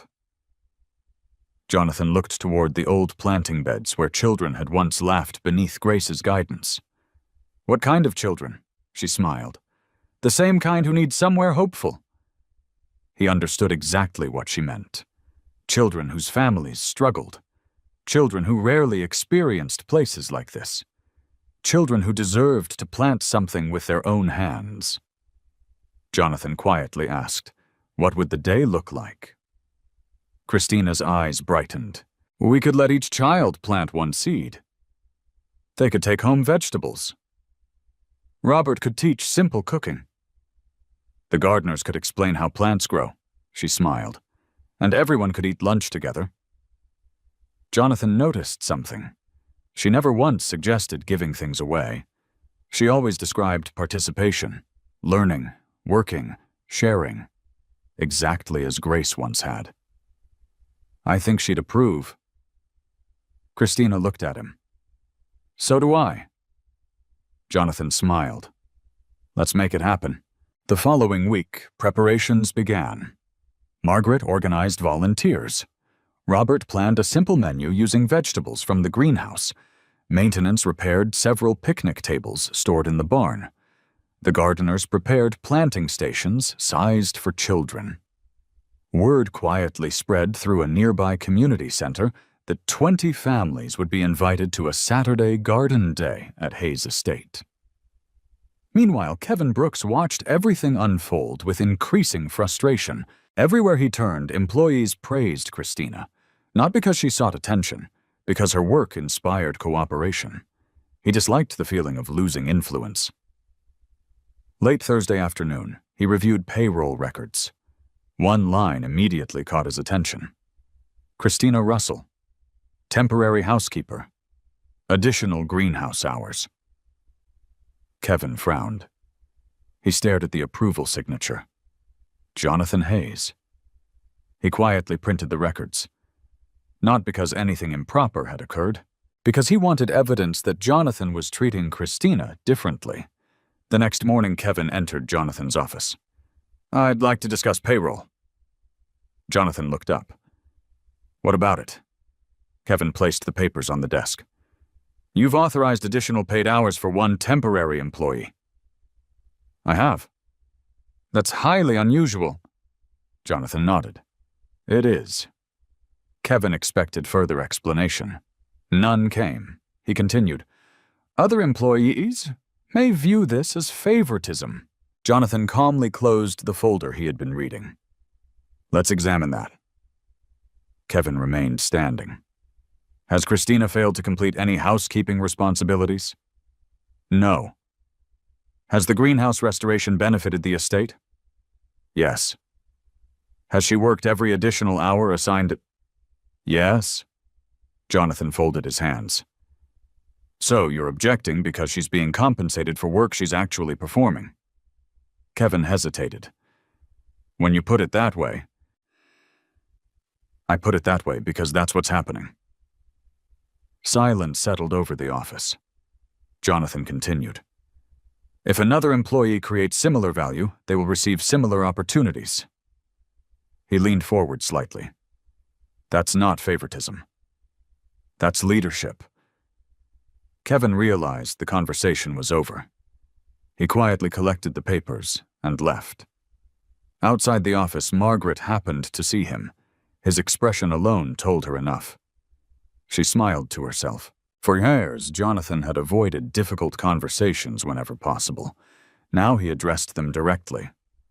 The greenhouse wasn't the only thing changing. Saturday finally arrived.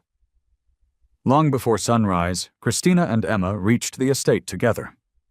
Emma had been invited as an official volunteer. She proudly wore a tiny green apron Margaret had sewn especially for her. "Do I really get to help?" "You absolutely do," Margaret answered. Emma looked around in amazement. "I've never seen so many flowers." Robert laughed. "Wait until you smell lunch." Soon families began arriving. Some parents looked nervous. Others seemed uncertain whether they truly belonged in such a magnificent place. Christina remembered that feeling well. She greeted every family personally. "Welcome. We're glad you're here. Thank you for coming." Not once did she use the language of charity. Instead, she handed each child a small gardening glove and a wooden name marker. "Today you're gardeners." Those 3 words transformed the atmosphere immediately. Children smiled, parents relaxed. No one felt like a recipient. Everyone became a participant. Jonathan watched quietly from nearby. Grace had always possessed the remarkable ability to make strangers feel at home within minutes. Now, standing beneath the greenhouse roof, Christina somehow accomplished the same thing. One little boy carefully planted lettuce seeds. A shy girl proudly watered mint for the first time. Emma patiently showed another child how to press soil gently around tomato roots. Laughter slowly filled the greenhouse. Real laughter. The kind Jonathan had not heard there in nearly a decade. Robert carried trays of warm bread outside. The smell drifted across the gardens. Families gathered around the picnic tables together. No reserved seating. No VIP section. Everyone shared one meal. Jonathan looked around the crowded tables. Children talking. Parents smiling. Employees laughing alongside guests. For the first time since Grace's passing, Hayes Estate felt alive again. As he watched Christina quietly helping a young boy carry his small potted herb to his mother, Jonathan understood something that had taken him years to learn. The greatest gift Christina had brought to the estate was never her willingness to clean. It wasn't even the greenhouse she restored. She had reminded everyone that dignity grows best in places where people are invited to contribute instead of merely receive. And that lesson was already beginning to spread far beyond the greenhouse walls. The first garden day became something no one at Hayes Estate had expected. It wasn't grand. There were no television cameras, no reporters, no speeches. Just 20 families, a restored greenhouse, warm, bred fresh vegetables, and people working side by side. Yet by Monday morning, everyone was talking about it. The gardeners couldn't stop smiling. Robert insisted the children had asked better questions than most culinary students. Margaret quietly framed one photograph showing Emma helping another little girl plant basil. Even Jonathan found himself looking at the pictures several times throughout the day. The greenhouse no longer reminded him only of what he had lost. It reminded him of what was still possible. Near lunchtime, Christina knocked gently on Jonathan's office door. "You wanted to see me?" "I did." He motioned toward a chair. "Please." She sat carefully. Jonathan opened a folder. "I've reviewed your temporary employment agreement." Christina immediately felt nervous. "Have I done something wrong?" He smiled. "You still assume the worst." She laughed softly. "I've had a lot of temporary jobs." "I'm aware." He slid a document across the desk. "I'd like to change that." She looked down. Across the top of the page, she read Hayes Estate Community Programs Coordinator. Her eyes widened. She looked up. "I don't understand. You've been doing far more than housekeeping." Jonathan folded his hands. "You've restored the greenhouse. You've improved staff morale. You organized Garden Day. You've shown remarkable leadership." Christina shook her head slowly. "I was only helping." "Exactly," Jonathan smiled. And that's precisely why you're qualified. She continued reading. The position included a full-time salary, health insurance, paid vacation, retirement benefits. Most importantly, stable employment. Her hands trembled slightly. I've never had benefits before. I know. I don't even know what to say. Jonathan answered gently. You can say yes. She lowered her eyes. Tears filled them before she could stop them. I've spent years wondering how to give Emma a stable life. Her voice grew quieter. I stopped hoping for opportunities like this. Jonathan waited patiently. Finally, she asked, May I earn it? He looked almost surprised. You already have. No. She smiled through tears. I mean every day. I never want this to become something I simply receive. Jonathan nodded with deep respect. I expect you to earn it every day. I promise I will. He extended the employment agreement. Then welcome to Hayes Estate. This time when Christina shook his hand, it wasn't as a temporary worker. It was as someone entrusted with helping shape the future of the place. When she left the office, she walked directly toward the greenhouse instead of the employee parking lot. She sat quietly on the restored wooden bench. For several minutes, she simply held the contract. Then she opened the stainless steel lunchbox. Inside rested Emma's newest note. It read, Mom, I think you're the bravest person I know. Love, Emma. Christina smiled through tears. She carefully folded the employment contract and placed it beside every other treasured memory inside the lunchbox. Sure, the strawberry note, the handmade card, the tiny painted flower Emma had added the previous week. The lunchbox had once carried leftovers. Now it carried milestones. That evening, Christina stopped at a neighborhood grocery store on her way home. For the first time in months, she didn't calculate every dollar before reaching for fruit. She bought strawberries, fresh chicken, milk, whole grain bread. And after standing in front of the bakery for nearly 2 minutes, she picked up a small chocolate cake. Nothing expensive, just enough for 2 people. When she opened the apartment door, Emma immediately noticed the grocery bags. Mom, Christina smiled. We're celebrating. Emma looked confused. What happened? Christina knelt and handed her the folded employment letter. Emma carefully sounded out the larger words. She understood only part of it. Does this mean... She looked up. You still work at the big house? I do. Forever, Christina laughed. I hope for a very long time. Emma threw her arms around her mother. We don't have to move again. Christina hugged her tightly. No? We don't. That evening, they ate dinner together without worrying about how much food remained for tomorrow. Emma proudly placed strawberries into 2 small bowls. I told you I'd buy strawberries every Friday someday. Christina laughed.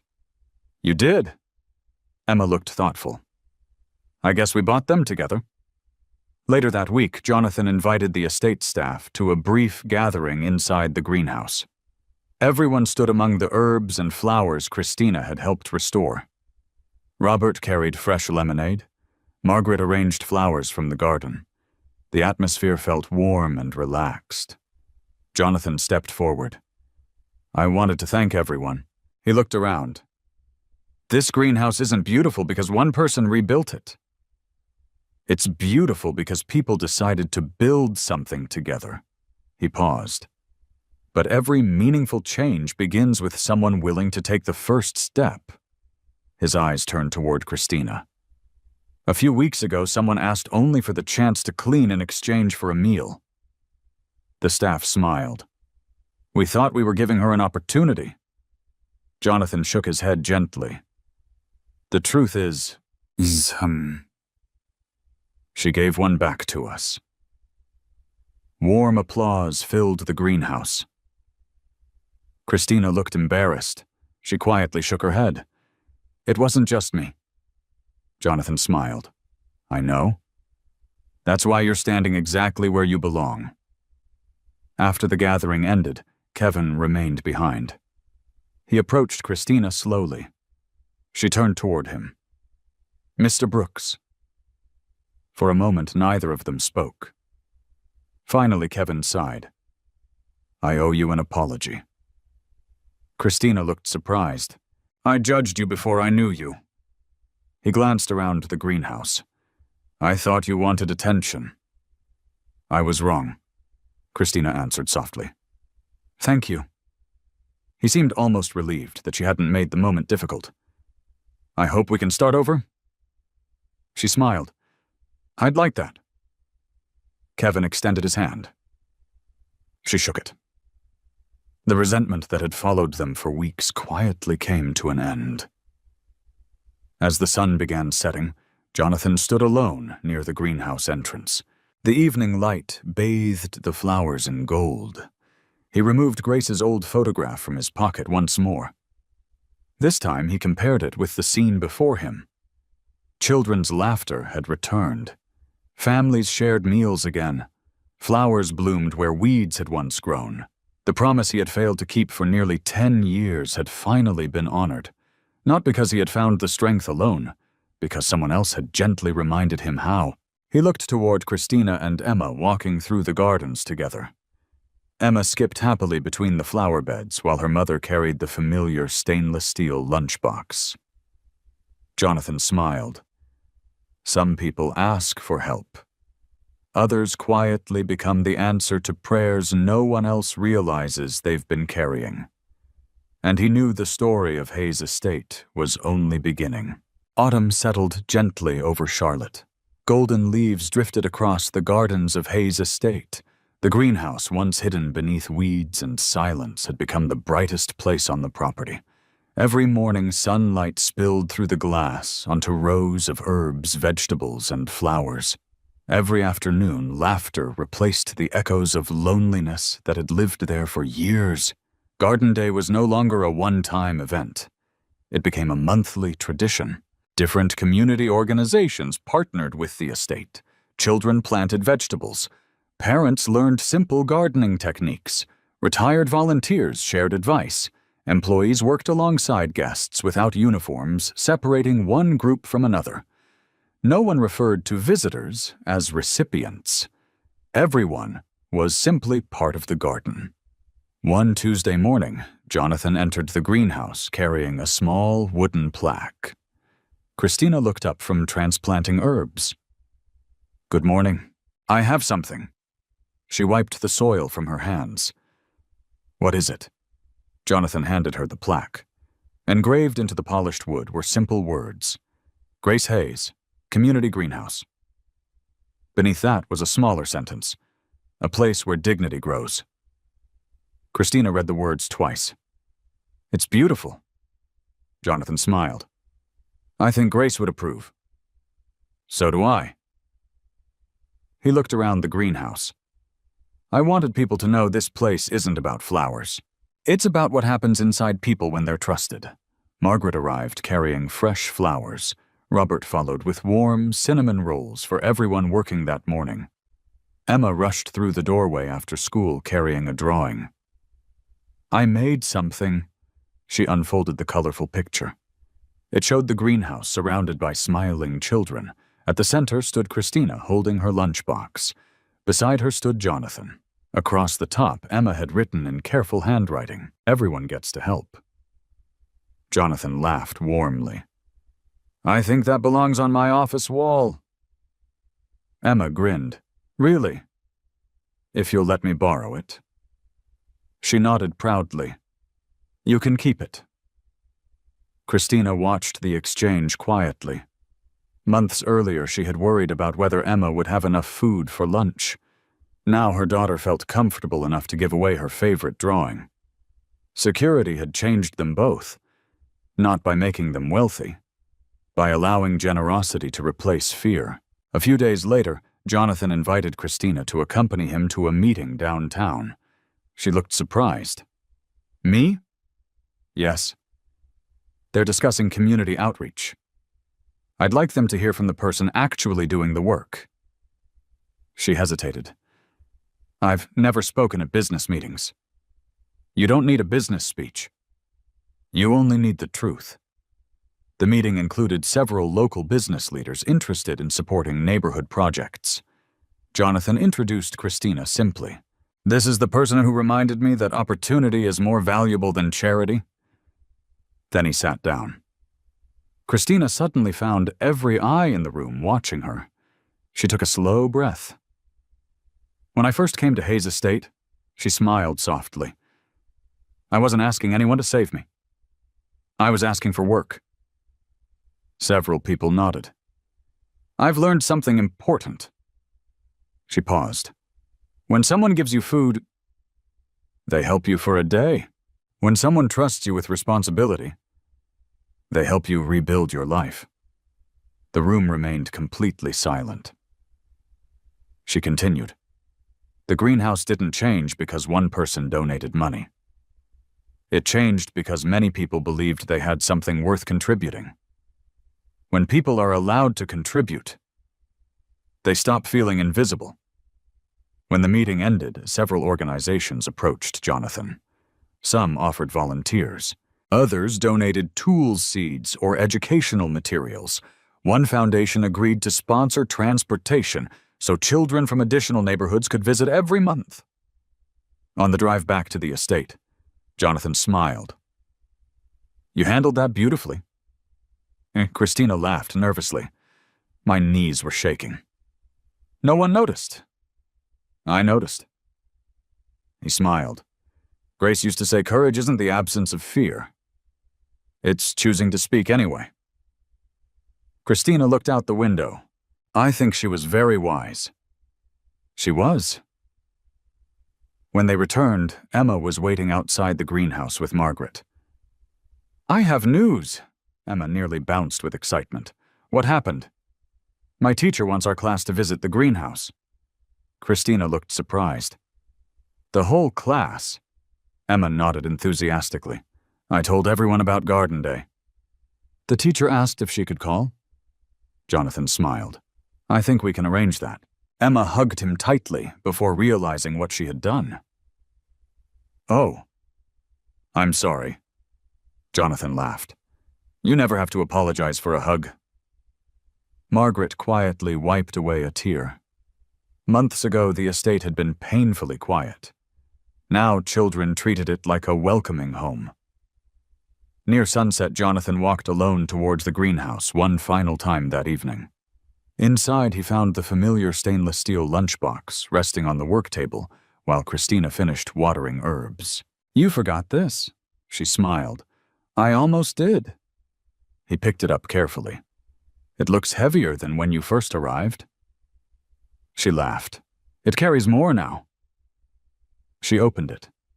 Inside rested the original strawberry note. Emma's handmade card. The employment contract. Photographs from the first garden day. A packet of seeds from the restored greenhouse, and one additional item. Jonathan looked curious. What is this? She lifted out a neatly folded green apron. The first volunteer apron. I kept it. Why? She smiled. So I never forget where everything truly began. Jonathan looked at the lunchbox thoughtfully. It started as something that carried meals. It did. Now it carries memories. Christina nodded. And reminders. Of what? That dignity often arrives one small opportunity at a time. Jonathan stood quietly for several seconds. Then he looked around the greenhouse one last time before leaving. Children's artwork decorated one corner. Fresh vegetables filled wooden baskets. Flowers climbed the repaired walls. Employees laughed together while cleaning tools. The greenhouse had become everything Grace once dreamed it could be. Perhaps even more. Because now it belonged not only to one family, it belonged to an entire community. As Jonathan reached the doorway, Christina called after him. Mr. Hayes, he turned. Thank you. He smiled gently. No. He glanced toward the lunchbox resting on the table. Thank you for reminding us that people don't bloom because they're rescued. They bloom because someone believes they're worth growing. The evening sun disappeared behind the trees. Inside the greenhouse, lights slowly illuminated the flowers one by one. From a distance, the old building no longer looked abandoned. It looked like a lantern, quietly shining hope into the lives of everyone who walked through its doors. A full year passed, and spring returned to Charlotte. At sunrise, the Grace Hayes Community Greenhouse glowed beneath fresh green vines and blooming roses. The once-forgotten building had become the heart of Hayes Estate. Every week, children visited. Every month, families gathered around the long wooden tables beneath the oak trees. Every season, new volunteers arrived, leaving with dirt on their hands and pride in their hearts. Nothing about the place felt exclusive anymore. It felt welcoming. One Friday afternoon, Christina stood beside the herb garden, checking the day's schedule. The familiar stainless steel lunchbox rested on a nearby bench. It no longer carried her lunch every day. She had a proper office now, a regular salary, a kitchen where she never had to wonder how to feed Emma. Yet she still brought the lunchbox to work. Not because she needed it, because it reminded her who she never wanted to stop being. Emma, now 9 years old, ran across the pathway carrying a basket of seedlings. "Mom, slow down," Emma laughed. "I can't. The third-grade class is almost here." Christina smiled. "I noticed." Emma carefully placed the basket beside the planting tables. "Can I welcome them?" "You've earned that job." Emma stood a little taller. "I'll do my best." "You always do." Nearby, Jonathan watched the conversation with quiet satisfaction. Margaret joined him. "She's growing up." Jonathan nodded. "So is her mother." Margaret smiled. "I don't think Christina ever stopped growing." The first school bus arrived. Children poured excitedly into the gardens. Some stared wide-eyed at the greenhouse. Others pointed at the flowers climbing the walls. Emma greeted each child with the confidence of someone welcoming guests into her own home. "Hi, I'm Emma. Today you're all gardeners." Jonathan heard the familiar words and smiled. They were the same words Christina had spoken during the very first garden day. Now Emma carried them forward naturally. A teacher approached Christina. "I've never seen children this excited about vegetables." Christina laughed. "They're not excited about vegetables. They're excited because someone trusts them." The teacher considered that for a moment. "I think you're right." Inside the greenhouse, every child received a pair of gardening gloves and a small wooden plant marker. No one stood watching from the sidelines. Everyone planted something. Everyone watered something. Everyone left fingerprints in the soil. Exactly as Grace had once dreamed. Later that afternoon, Jonathan gathered the staff beneath the oak trees. It wasn't a formal ceremony. Just friends sharing lunch after another successful visit. Robert carried bowls of vegetable soup prepared from herbs grown in the greenhouse.